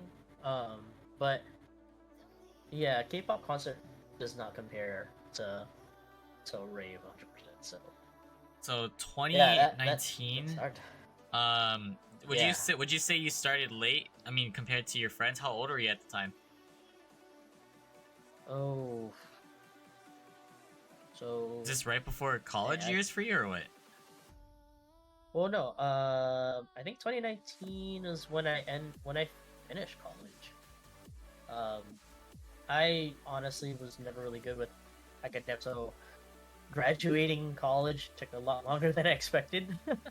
But yeah, it was around that same time where I was like finishing college, getting ready to start my life. How old was I? Damn. Hold on, let me see. I need a calculator for this. Your calculator is crazy. Yeah, honestly, I can't. 6 years ago. So I was like, 25. So mid-20s when I first started raving. And I know, like, my friends started maybe about 4 years ago from that point. So 21, 22. So yeah, they had a lot of ahead. They had a really good jump start. Wait, you said from when I started, 25 but- when you graduated, so 2019? Yeah. Oh my god. Yeah, like I said, academics was never No, really no, my no. strong I suit. just didn't realize how old you were, Chris. Oh no. Oh my god. Oh man. I thought you were so much younger. Not that you're old. Really? Not that you're old. I just thought you were young. A young man. How old did you think I was? If you had to like, Maybe like 24, 25. Really? You know, the math Really? ain't mathin'. Knowing you from back then, it doesn't make sense to believe you were 24, 25. Not gonna lie. So, okay. Oh man. Okay. I mean, I'll take that as a compliment. Yeah, I'll take that as a compliment. God damn. Yeah, I am You're like, 21. I'm a Okay, lot older that's than- what I got from this conversation. 21 at heart. Yeah, so damn, Millennium as a first, COVID stopped it, and then your love for it grew clearly. I'm sure. When was your comeback rave after COVID? And then from there. The comeback rave.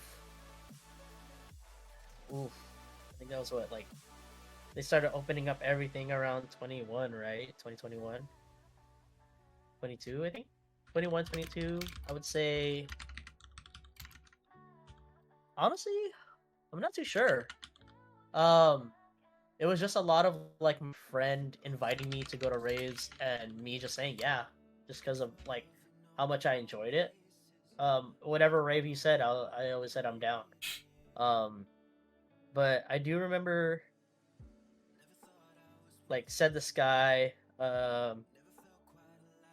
William Black, Griffin. I know for sure 100% have gone to their tours whenever they were in San Francisco. So, I mean, I may not remember it vividly, but I remember it. Dang. So This is, like, who's your favorite? Would you before- say right now? Your top three. Top three? Oof. I don't think anything. Well, I had a really Said the Sky really did hit a lot different when he came out with that new album. Just because that really put me in a different like area. It's the one. Jeez, I honestly forgot the album too now. Hold on. Set the Sky, the feelsy stuff. You like him live? Yeah. 1 second. trying to find the album. Sentiment album. There you go. Sentiment album? 2022 was when it released. Where I think everybody kind of like felt with emotion sickness. Oh hell yeah, motion Yeah, sickness. so that honestly, hearing Walk me that for the home. first Mm. time, hearing that for the first time and seeing it live at Audiotistic really put it at the at the top Oh, for you've me. been to Audiotistic. Yeah, yeah. I've gone I think one day only, and that was when Said the Sky was performing. So Said the Sky, Elenium, because he was the one that actually got everything started. And the third one, I mean, man,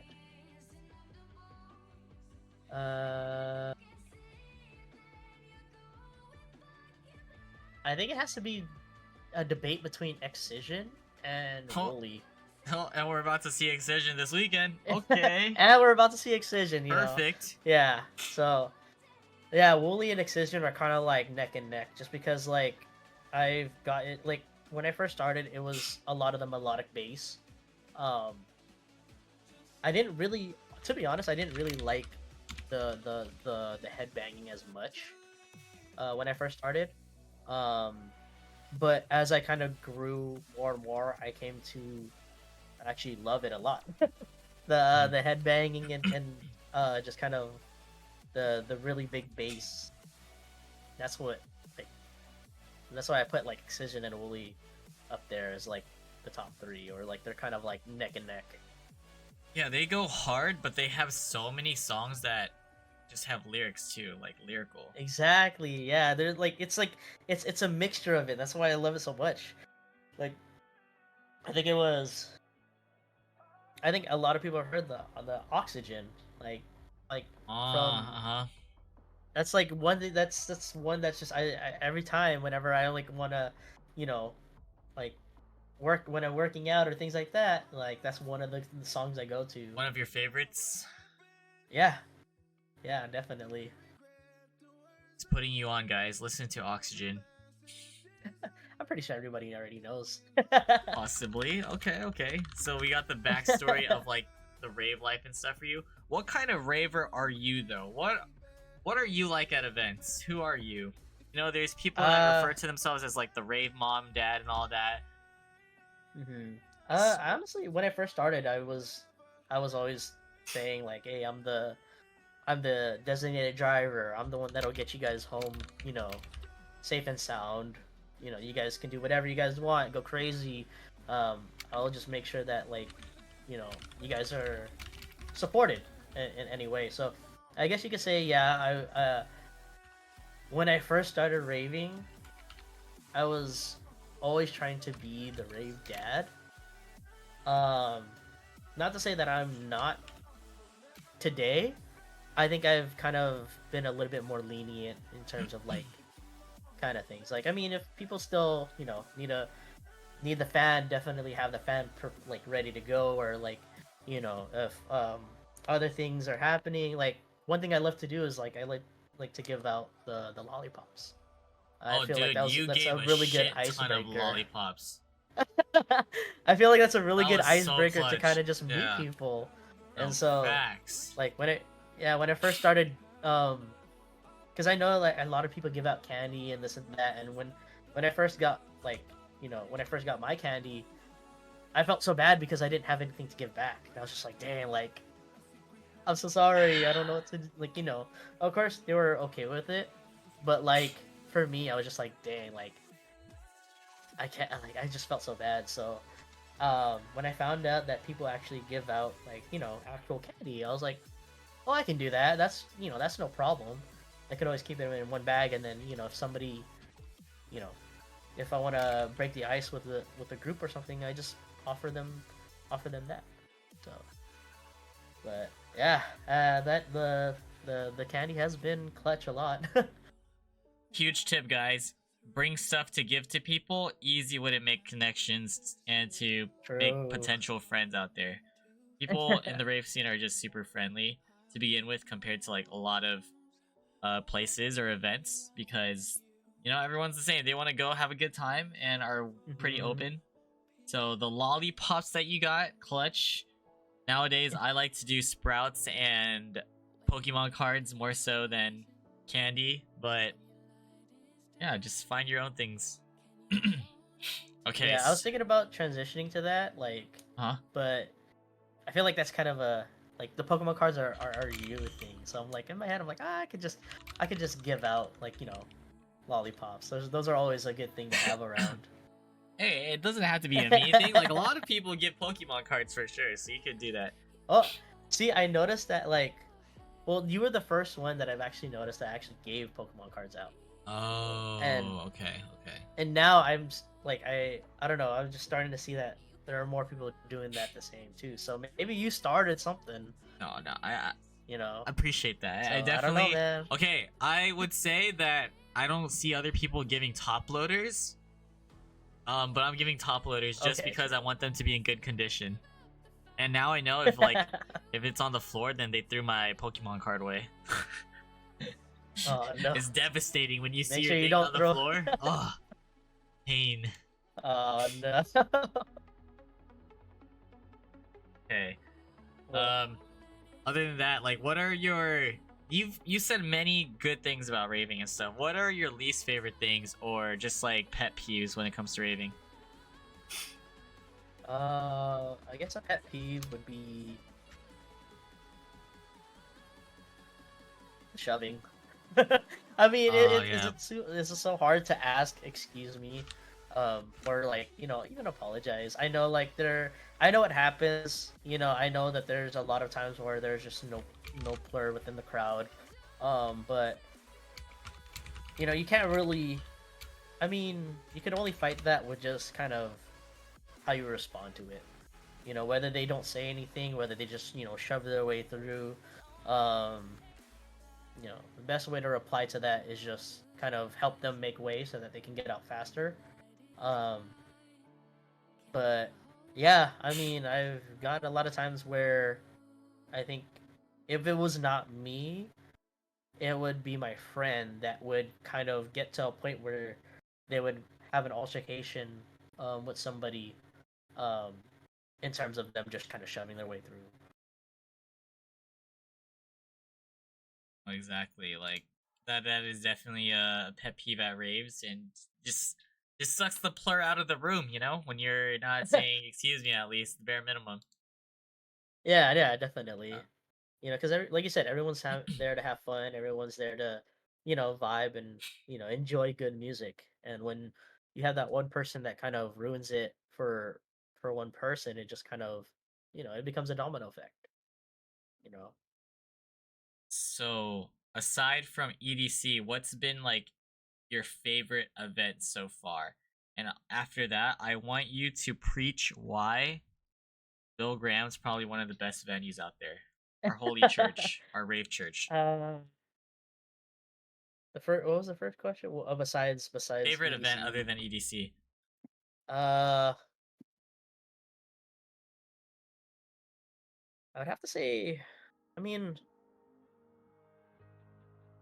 Second Sky.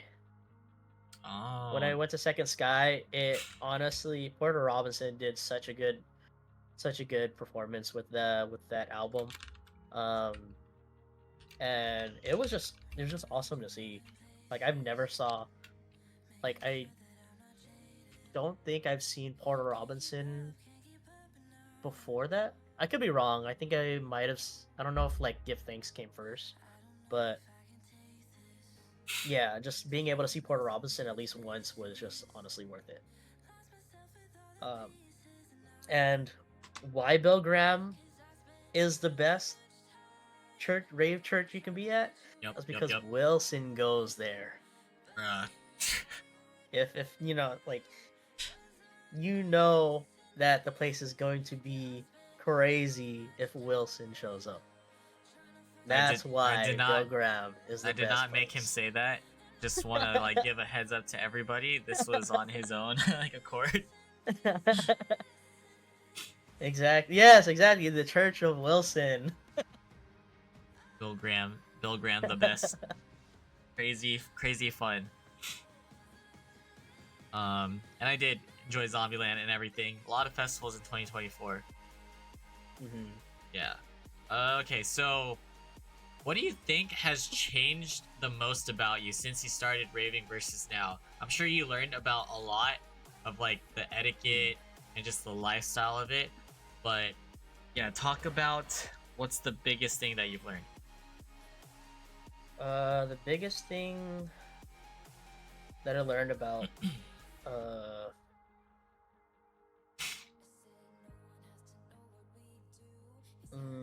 I think it's just not holding back. Because before I know, like, when I first heard about raves, I always knew there was an alternate to it. There was an addition.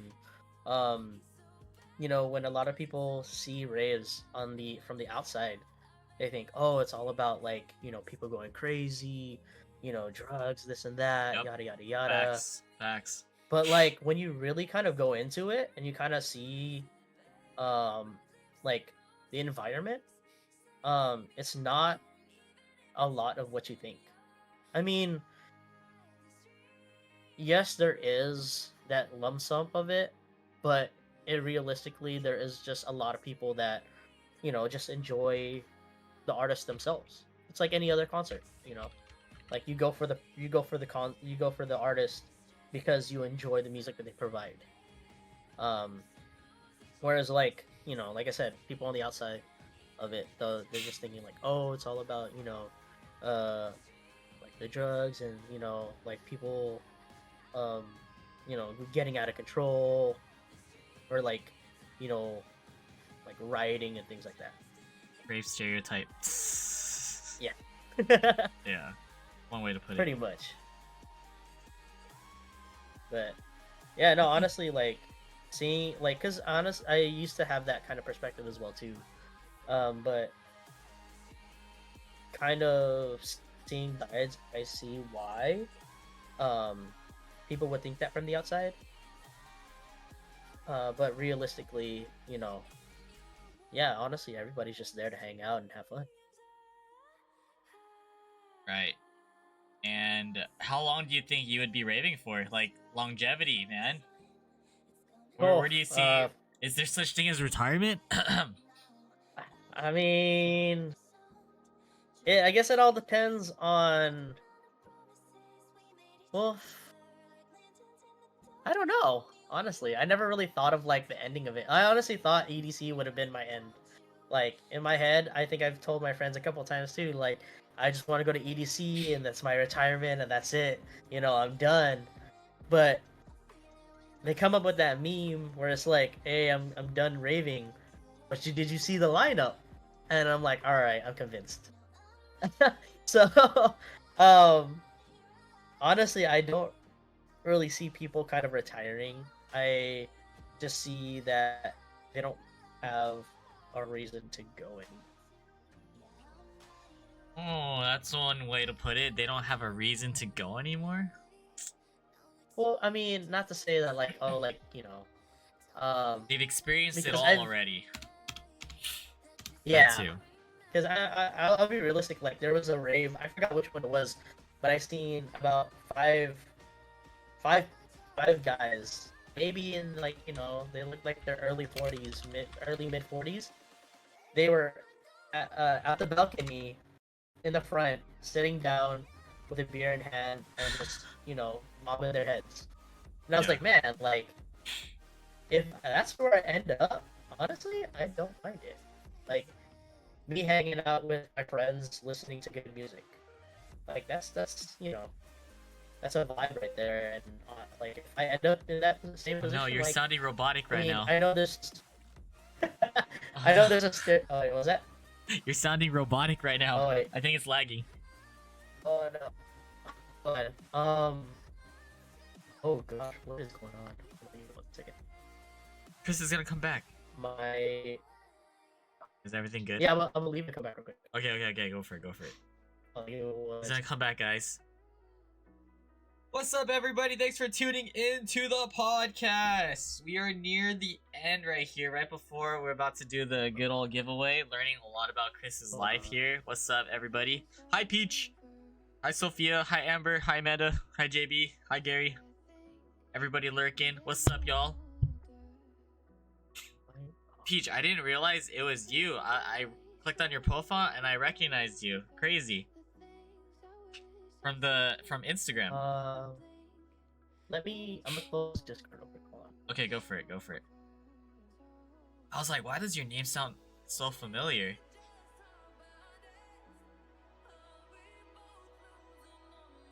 But yeah, Sophia, you can't just retire. Like, why would you do such a thing?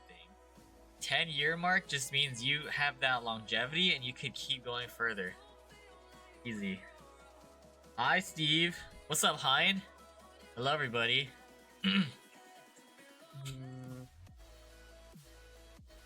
Yes, I recognize you. I really do try to remember everyone, even though I'm really bad with faces sometimes. Especially when I meet people at raves. I appreciate you for tuning in. Welcome in, everybody. What's up, Drew? Y'all excited for this weekend? Excision 2-1. February 1st is the date. Saturday, guys. You only go on a hiatus, exactly. Shot for shot is crazy. Hello? Is it better? Yes. Welcome back. A lot better? Yes. Is it still the same? Wait. Hello, testing 1 2. Okay, good right now. It might be a little bit Okay. choppy at times, but you're fine. Yeah. Go ahead. I don't know though. what's Continue. going on. Continue. It's like... Feel free to continue. Okay. Where was I? Oh yeah, but I mean, yeah. Like, long story short, I mean, if I'm also in that position with my friends, then I see no problem. Even though I know the stereotype where a lot of people are like, oh, at this age you're supposed to stop raving. I honestly don't feel like that's a really big thing, or something that's true. As long as you're there for the right reasons of enjoying the music and hanging out with your friends. I don't know. It's a debatable thing, to be honest. No, that's like what keeps me going, just knowing that friends, great vibes will be there, and just like the opportunities to meet new people while enjoying the music. Because honestly, like, when you see the same artist over and over, sure, it could be like repetitive and a little dry in that aspect, but the people really make up for it. Like, going to see like the exact same sets, for example, Isonock and all that. Like, I had, it was straight vibes just because I was with different people like each day and all that. So it was like nice. a whole different experience. And I'm sure you can attest to that, going to events, just looking forward to seeing your friends. Hell yeah. And I mean, I get what you mean by like, seeing the same set over and over. I mean, if it's something that like, if it's a set that really kind of, you really connect with, I mean, I feel like that should be an okay reason to go to the rave as well too. Because where else are you gonna see that person? Like, you're only gonna see them in festivals or raves. So it's like, when are you not gonna see them at a rave? You know what I mean? Dude, honestly, yeah. My social life, especially last year, has been consistent because of raves. That's what kept me going. Like, I was barely going out in it or anything, and the only time I would see my friends is because of the rave. So, yeah. Yeah. You're so real for that. All right, give me advice, or give advice to new ravers, first-time ravers, just anything that you could pass on to the next generation of raiders, and so forth. Spill the knowledge. Any advice? Well, they have these non-metal belts that you could wear. No, it's fine. Wait, what? Where are you No, going no, with no. that? I'm just kidding. I'm just kidding. I mean, anyways, I guess one advice I could give is just enjoy yourself. Like, I know it's as a new raver, one thing that kind of was overstimulating was them. Like, not only was the amount of people, but like the volume. Also, bring your headphones. Always bring headphones. Earplugs are your best friend when you go to raves because you don't want your ears to get shot Protect your when ears, you're like guys. 5-10 years down the road. Yes. I did not bring headphones when I first raved for a while, and I will be honest that I wish I could have brought more earphones to when I went to the rave. So earplugs are always a must. But aside from that, just have fun. You know, everybody's there for the same reason. Everyone's there to hang out, and yeah, just have fun with it. Yeah, earplugs. I even bring earplugs to the club and just like wherever I go now, I'm just like, dude, I was raving for years without earplugs and just constantly going home with ringing ears. But it is different now. I don't got that problem no more. We are good. We are protecting ourselves, and we're able to rave week after week like that, right? No problem whatsoever. Yep. Okay, Mhm. joking on the week after week, but I was doing that last year for sure. For sure. I want to ask you this. This is super random. You know, I've been to a lot of raves, especially last year and in 2023. Do you think I will hit over or under 50 raves this year?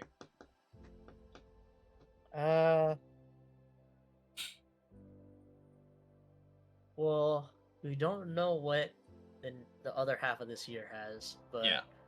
see, like, there's a couple that already passed. I want to say, So I've raved for over 50 2 years in a row. So do you think I just 52 chill out this year? years? No. I've been to over 50 events the last 2 years for each consecutive year. The first year was like around 65. Last year was 85. Holy! And I'm telling people straight up, I am not going to go over like that crazy again this year. So is it over or under 50? You told people you're not gonna go crazy. No, I'm not. And but the first 3 look weeks. at the lineups.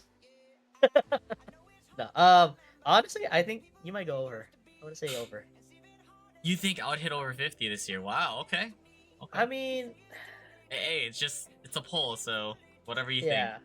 I honestly, I mean, I feel like you would get tempted to go to some raves that you were initially not gonna go to, and then somebody just kind of like persuade you to go to. So yeah, I think you'll go over. I want to say you go over. Okay. Dude, honestly, this is super funny. But damn, I forgot which friend it was. But I would have conversations with ravers because I meet a lot of ravers, right? And you would have the talk of like, oh, dude, like, I'm down to rave with you. Like, whenever, I'll see you at the next event. We should rave together. Blah blah, right? Yeah. Which is great. And by all means, like, if it happens, it happens. And then I'd be like, yeah, just hit me up to like whatever event.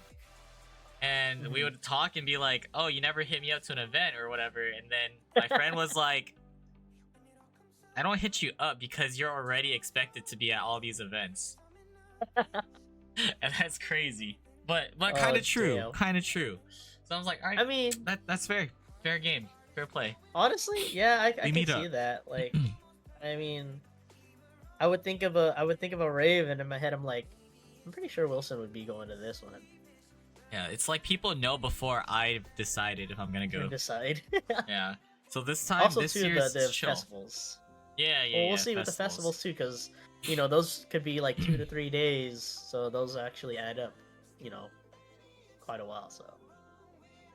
Yeah. So, how many events do you have lined up for yourself this year so far that you can think of that you're confirmed going to? Maybe about 3, 4, including Excision. Okay. About 4 for the. Well, so maybe 5 because my friend is trying to persuade me to go to. I don't know how to pronounce it, but Galantis. Wait, you're going to Galantis? My friend's trying to persuade me to go. Okay, let's And talk about the order of this. So Excision, we're both going. Galantis is the week after. Yeah. So hold on, you're if your friend asked you, you're probably going, right? It's I'm kind of like 60-40 right now. Okay, that's a. It really decent depends on probability. how it depends on how this weekend goes. So yeah, Excision next week. How do you pronounce it? Galantis. Galantis. There you go. Galantis. Uh-huh. Sullivan, King, and Keizo, and Nice. then EDC. So those are Respect. the lineups of what I have upcoming for now. Hmm. Oh, and Stay in Bloom. Yeah, stay in bloom. So Gotta do stay yeah. in bloom, guys. My West Coast Yes. homies, my Bay Area homies, you guys check out Stay in Bloom. It ends pretty early, but it is a really fun event, outdoorsy event. Dabbing. Merch is great. People were pretty good for the most part that I could think of. Recommend that. So Beyond yeah, Wonderland? that's- Yeah, that's you a- forgot Beyond. What about Beyond? I didn't get a ticket to Beyond. I really wanted to go, but at the same time, I am also like probably gonna be going to LA the week before for something else. So I'm like, yeah, I'm not too sure. Huh. Not too sure. Okay. But- Well, at least you're going to Soli and Keizo. Yeah, That's Keizo. lit. Might ask you to go to Nurko as well, but we'll talk about that in the future because that's like later on. But we'll take it one event at a time, guys. Okay, with that being said, is there anything that you wanted to talk about relevant to raving or wanted to ask me about? Just whatever. We could spark a conversation before we do the good old giveaway, my guy. Could we hold that thought real quick? And use the What's restroom. Oh fuck! I forgot we're human beings and we need to use the restroom at times. At Sorry, least- real quick. Damn, he's really using the restroom like during the main set, guys. Hold on. Wait, I'm hold kidding, on, go hold ahead. on, hold I'm on. kidding. Go ahead. Go ahead. You That feeling when your homies gotta go? No, go, go. No, Actually, go. It Actually, go. always happens. Go. You're chilling. You're chilling. You know that feeling when you gotta use the bathroom? Well, I advise that you use the bathroom before the main set so you don't miss anything, and you have to go through like a crazy big crowd. Yeah, so for example, if you guys go to Excision, right, this weekend, make sure you use the bathroom early because it gets pretty crowded later on, especially actually no, it doesn't. No one goes to the bathroom during the main set. I lied. But just use the bathroom early so you don't have to go through like the long ass big crowd. He's rigging it.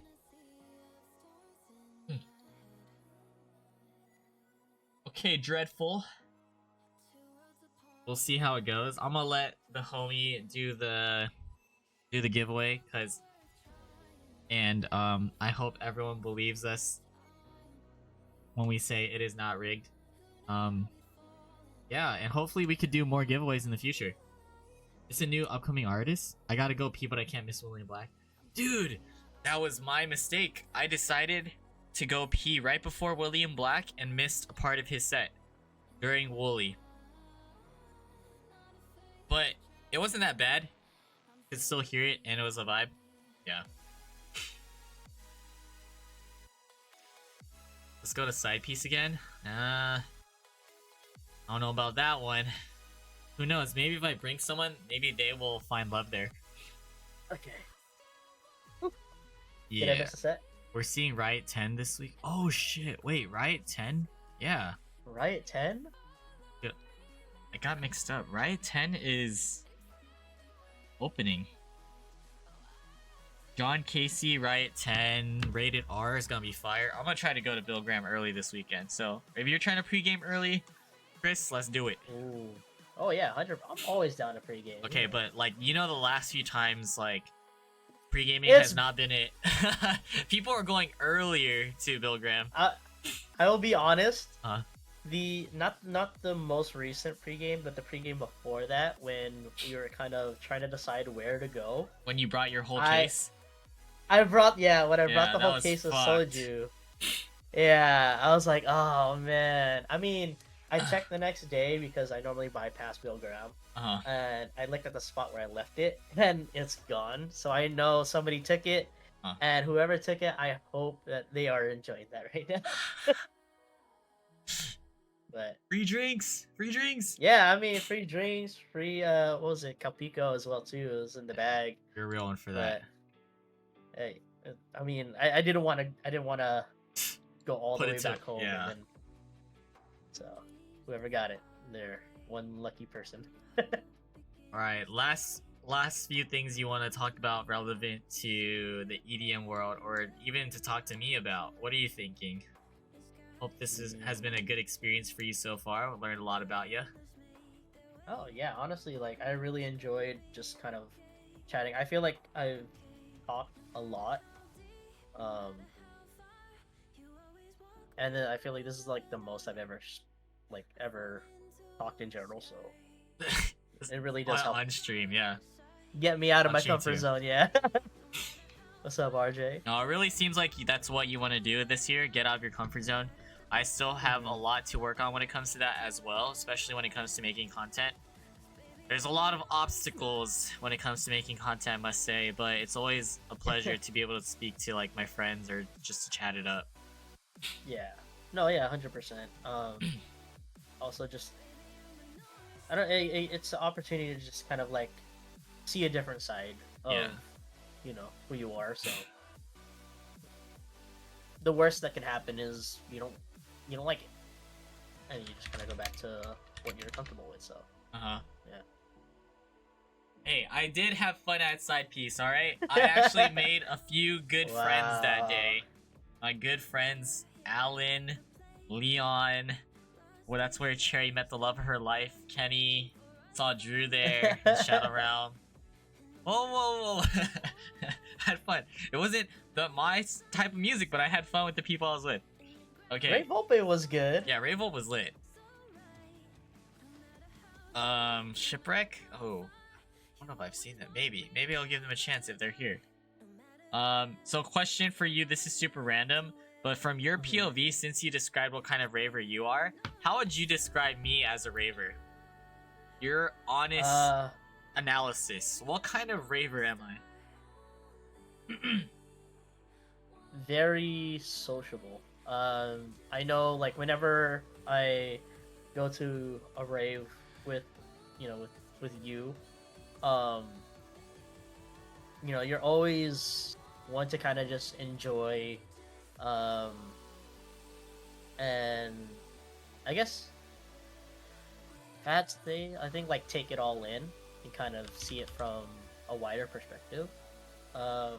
You're always, whenever, like, for example, when I needed the Vix, like, you were just kind of like ready and prepared to have that, and so things like that. Like, I honestly would say, like, you are somewhat of a rave dad.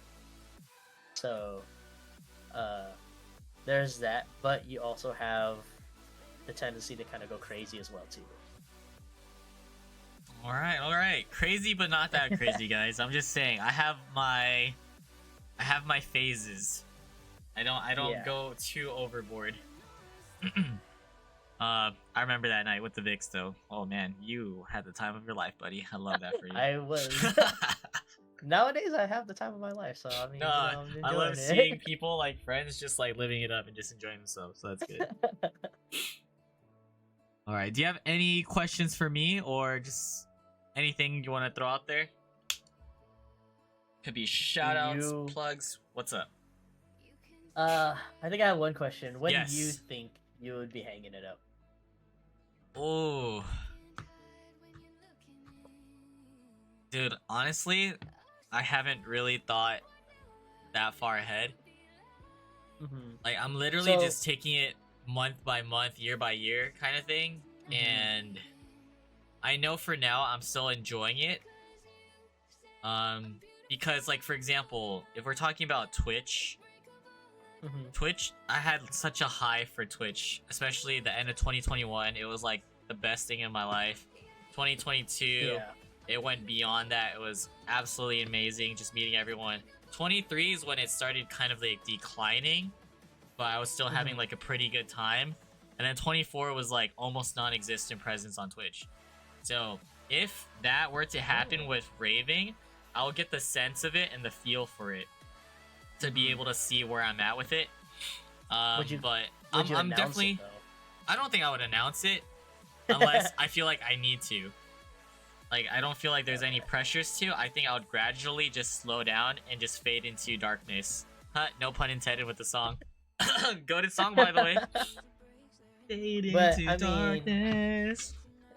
Mm, but even with like friends that are always like trying to pursue, because I know in every friend group there's that one that always tries to persuade you to come back. So let's say in the yeah. instance of like you get to that point where you're, you hung it up, like, you haven't really said anything.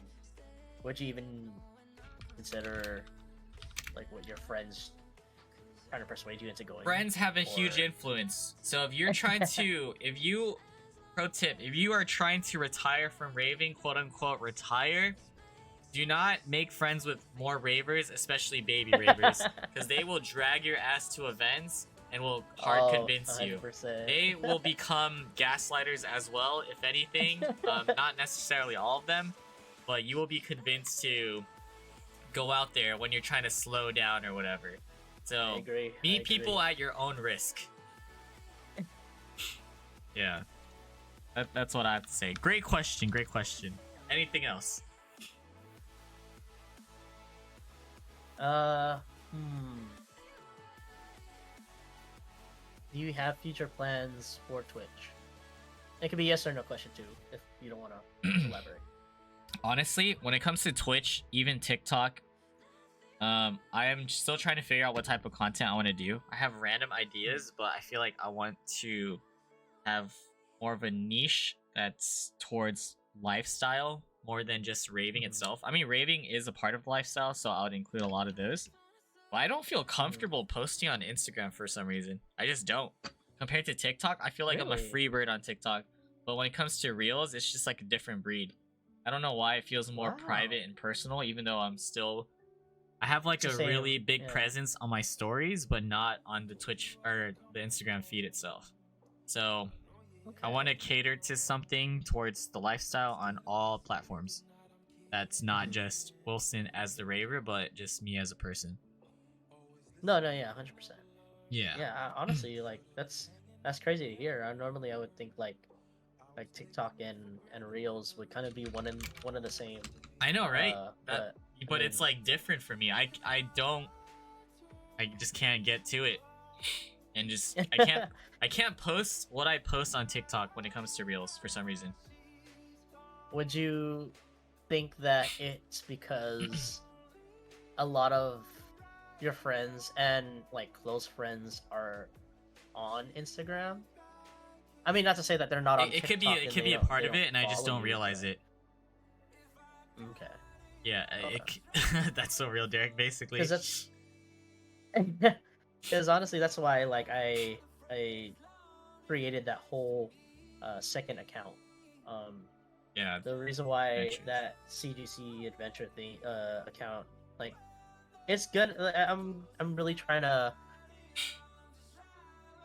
get more courage to post a lot more on there in terms of things that are happening. Yeah. But for me personally, it was, there are people that follow me on Instagram, like family and friends, that aren't really part of the rating community or things like that, Yeah. and I don't know. A part of me wants to keep that away from them, but So like another a little part wants me to private be in a able to, way, a different. a little bit, Yeah, you want to yeah. split it.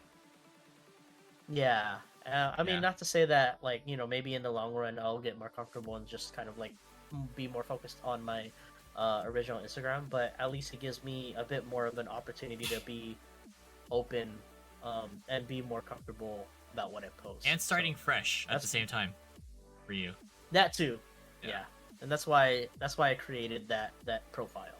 Um because I know there Nice. was that whole thought process, and I was just like, I don't want my my siblings to see what what I'm doing or where Uh, I'm going. yeah. Um, but at the same time, I'm getting more comfortable to a point where I don't really care. Well, it's not that I don't care, but it's like I'm being more comfortable and just kind of enjoying. So Yes. Yeah, yeah. yeah, That's a good way to put it, rather than saying you don't care. yeah, Yeah. yeah, Okay. So, with that being said, how are you feeling? You ready to do this giveaway? yeah. I'm ready. All Let's right. go. How I had the website up, and honestly, I'm just looking are at you? Are this. you gonna? What do you want to do? Do you want to like somehow stream it, or like how should we do this? Uh, I can stream it. I can stream it through here. I can Okay. share my screen. Yeah, yeah. Let me see how it'll show on my stream. If Yeah. it looks funky, we'll make it work somehow.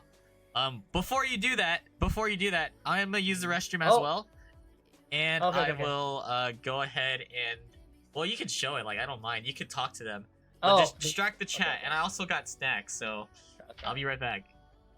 Yeah. Go do your thing. I got popcorn chicken top X. Oh, lucky. That is not the winner. Expose? What do you mean expose? I don't know what's. Alright, yeah. First person to sub will instantly. Not playing. I'm playing. I'm playing. If you guys have Prime, don't forget to use your Prime for Wilson Chang. Prime is a monthly thing that you can use. Have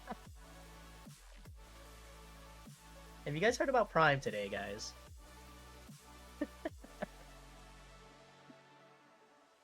SoCal win. Okay, so I know Beyond is in March of I think the 15, 16, 14 to 15. I am actually going to SoCal for CollectorCon in the beginning of March, which is the 1st and 2nd. Oh man. So I will definitely try to link up with you guys if you are free that weekend. It's the very first week of oh, Beyond is 28, 29. Okay. Let me see. I'm pulling up the calendar real quick. Oh, that's the end. Oh god. That means I could go to both. Man, that's crazy. Okay. That's what, Oh. Oh, what's up? What were you guys talking about? No, we're good. We're good. Don't worry. Yeah. Okay. So, is there anything you want to say to the chat while you do this grand announcement? Honestly, I just want to say thank you again for opening up this community to not just me, but to so many people. Because I know that you have created a community with so many people. And ooh, what kind of drink is that, man? Peach mango strawberry smoothie, and thank you for saying that. It's so interesting. Where's mine, man? It's Dang, didn't even get me one. it's hard to. Special guest. I and don't got you. get I got us, you next okay. time. I got you next time. No worries. No, I'm just kidding. Dude, like, it's hard to like even think about a community. I don't think I created anything. I'm just like meeting more and more people within the community. But it means a lot to hear you say that. You know, like, No, because everyone's you already really a did. raver. You know. Well, I mean, true, but at the same time, you never know. That person could have been a baby raver, and Yeah. the off chance that they need a community to kind of belong to, you kind of pave that way for them. So, and like not only pave that way, but you created a bridge for them to also experience other people that enjoy raving as well. So, like the player community, your community, it really did give me a lot more of a comfort to kind of be open to going to raves. Not to say that like my friends have weren't a part of that. Like they definitely were a part of that as well too. But you know, um, yeah, there's a lot of things that um that we have interest in that I know for sure my friends don't. And whether that's Pokemon cards, whether that's just kind of um adventuring.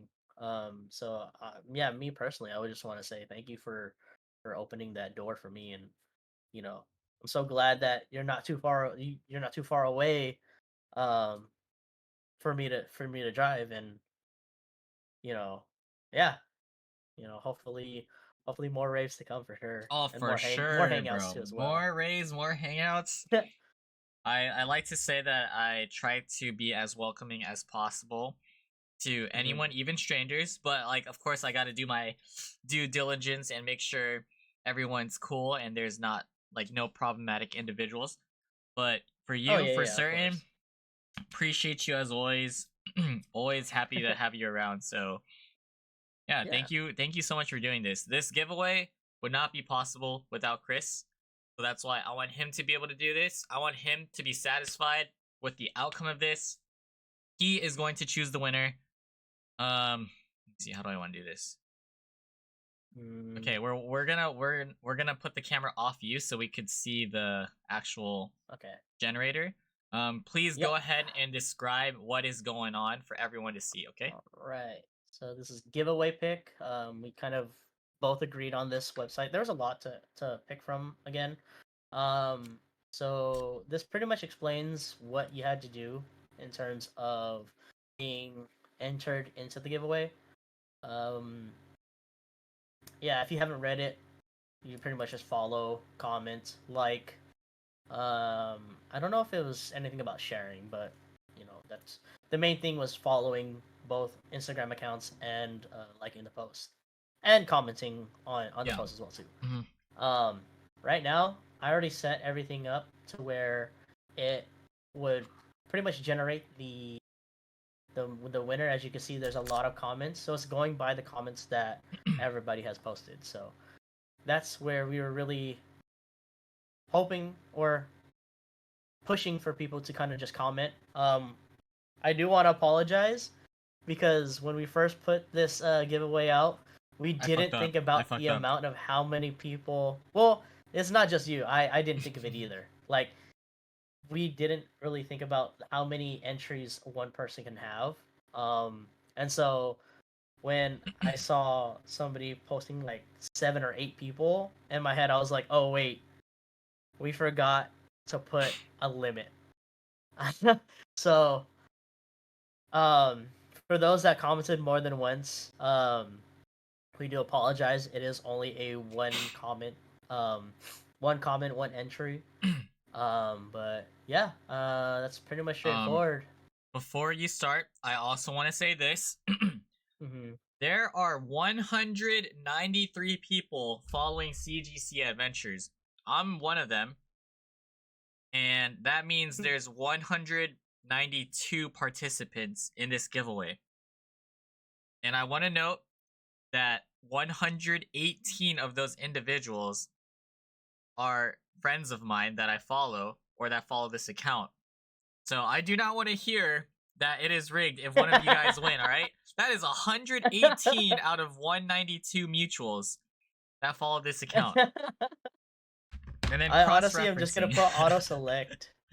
I'm going to auto Yeah, select, yeah, and like I yeah. said, it's gonna be based off of the comments that were posted in this.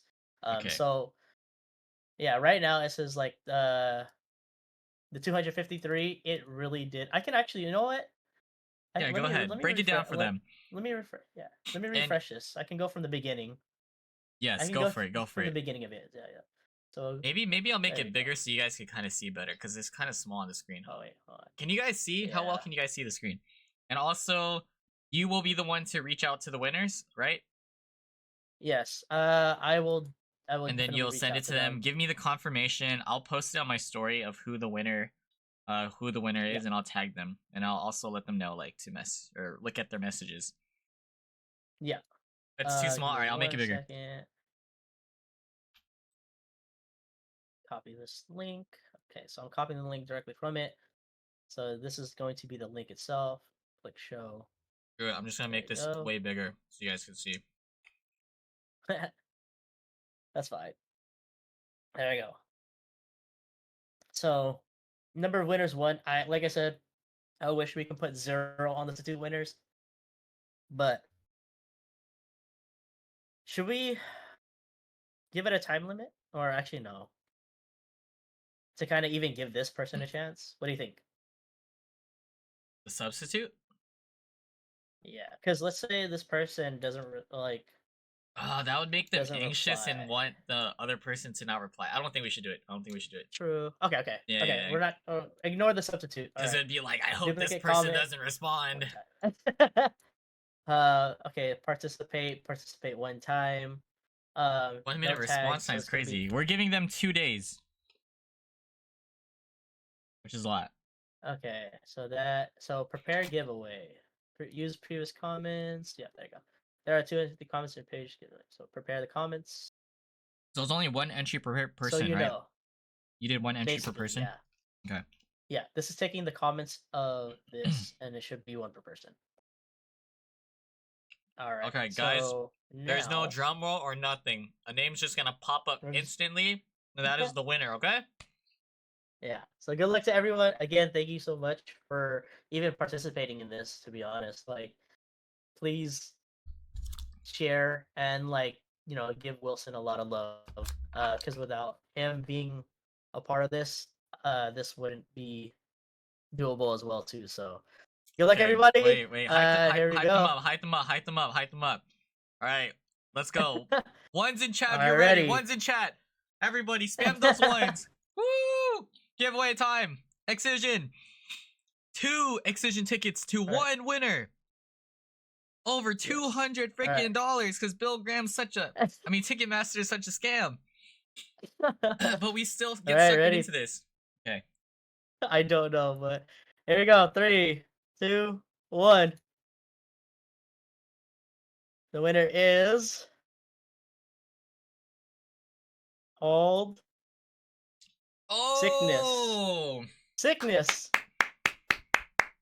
Congratulations.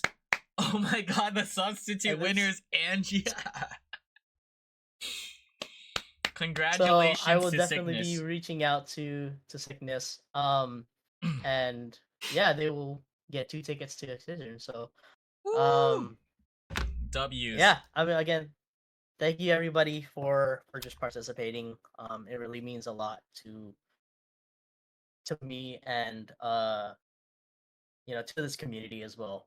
Hopefully you guys have fun. If you guys are going to Excision, hopefully you guys stay safe. Always be stay with your group, have a buddy system, and have fun, So, Congrats to yeah, I mean, that is Adrian Gabriel. Okay. but yeah, I will definitely reach out to them and let them know. There you go. Confirmed on the stream. That is the winner. I'll probably take a screenshot of this or whatnot. But yeah. Will we do more giveaways in the future? Possibly. I think it's nice to give back to the community. This is all Chris, by the way, so I will definitely pitch in and do giveaways myself too. So, I mean, I will be the first to kick it off, but so from this point you can go ahead and do everything else. Oh wait, that's okay. We're good. I had the stream up. Yeah, but, you popped up yeah, right there. I mean, W sponsor. I know. That ain't cheap, man. Millennium giveaway? Oh, maybe. I don't know. See, we'll see how everything goes. But yeah, thank you again for this podcast and again for the community. Yeah, man. Like, absolutely. Seriously, thank you so much for doing this. It is very, very generous of you. I've not seen anyone really go out of their way to do this like you would. I'm happy that I was able to use my platform to spread the word, and that a lot of people actually participated. Got to meet a lot of new people through this experience. Maybe a Millennium giveaway. Who knows? I'm sure that shit's gonna be $100 too. We'll see. At Bill Graham. But I mean, for the people. we'll For the people. See. And shout outs to all of you guys for watching the stream. Exactly. It is not only super nice to be back to the stream world, but just to be able to catch up and for you guys to focus and pay attention to like Chris's life story and just like to learn more about him. It is very, very special and very plur of you. Plur, yep. Emphasis on that. Yeah, 100%. All right, Chris. Before I let you go, since we're gonna wrap things up, what else do you have to say to everybody? Feel free to plug yourself and let them know what type of things you're gonna be posting on CGC moving forward. To be honest, that profile is just gonna be a lot of like what's the things I'm doing. Whether it's traveling, hobbies, things like that. It's just a place to kind of be a little bit more comfortable.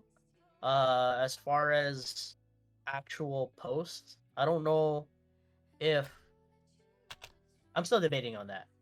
If I can figure out a way to edit a bit more, if I get enough videos to kind of create and edit, definitely will put that on. But for now, it's honestly just posting a lot about my just stories. It's just kind of what I'm doing, what I've been doing, like if I go to an event or something like that, if I see if I post a DJ or things like that. So for now that's what it is, but in the future I do want it to be kind of a recollection of things that I've gone or done, and so hopefully it gets to that point. I just got to learn how to edit, so Right. that's that. Takes time. But yeah, I need to figure out the proper the applications and things like that. So it's gonna be a different game changer, but we'll see how it goes. All right, let's do like a little pose so I could screenshot it and then put it on my Instagram story to let the winner know that he won. I want to just do like a thumbs up or something. Like, what do you want to do? You gotta pause for a few seconds. Okay. Wait. Okay. Thumbs You up? look more towards like where the camera would be from my angle. Okay, Oh, yeah. I'm sorry. I'm looking at the stream. I'm looking at the stream. The stream's like right here. Wait. Hold that pose for like 5 seconds. Ready? All right. 1, 2, 3. Oh gosh. All right. We're good. I'll get a screenshot off of that.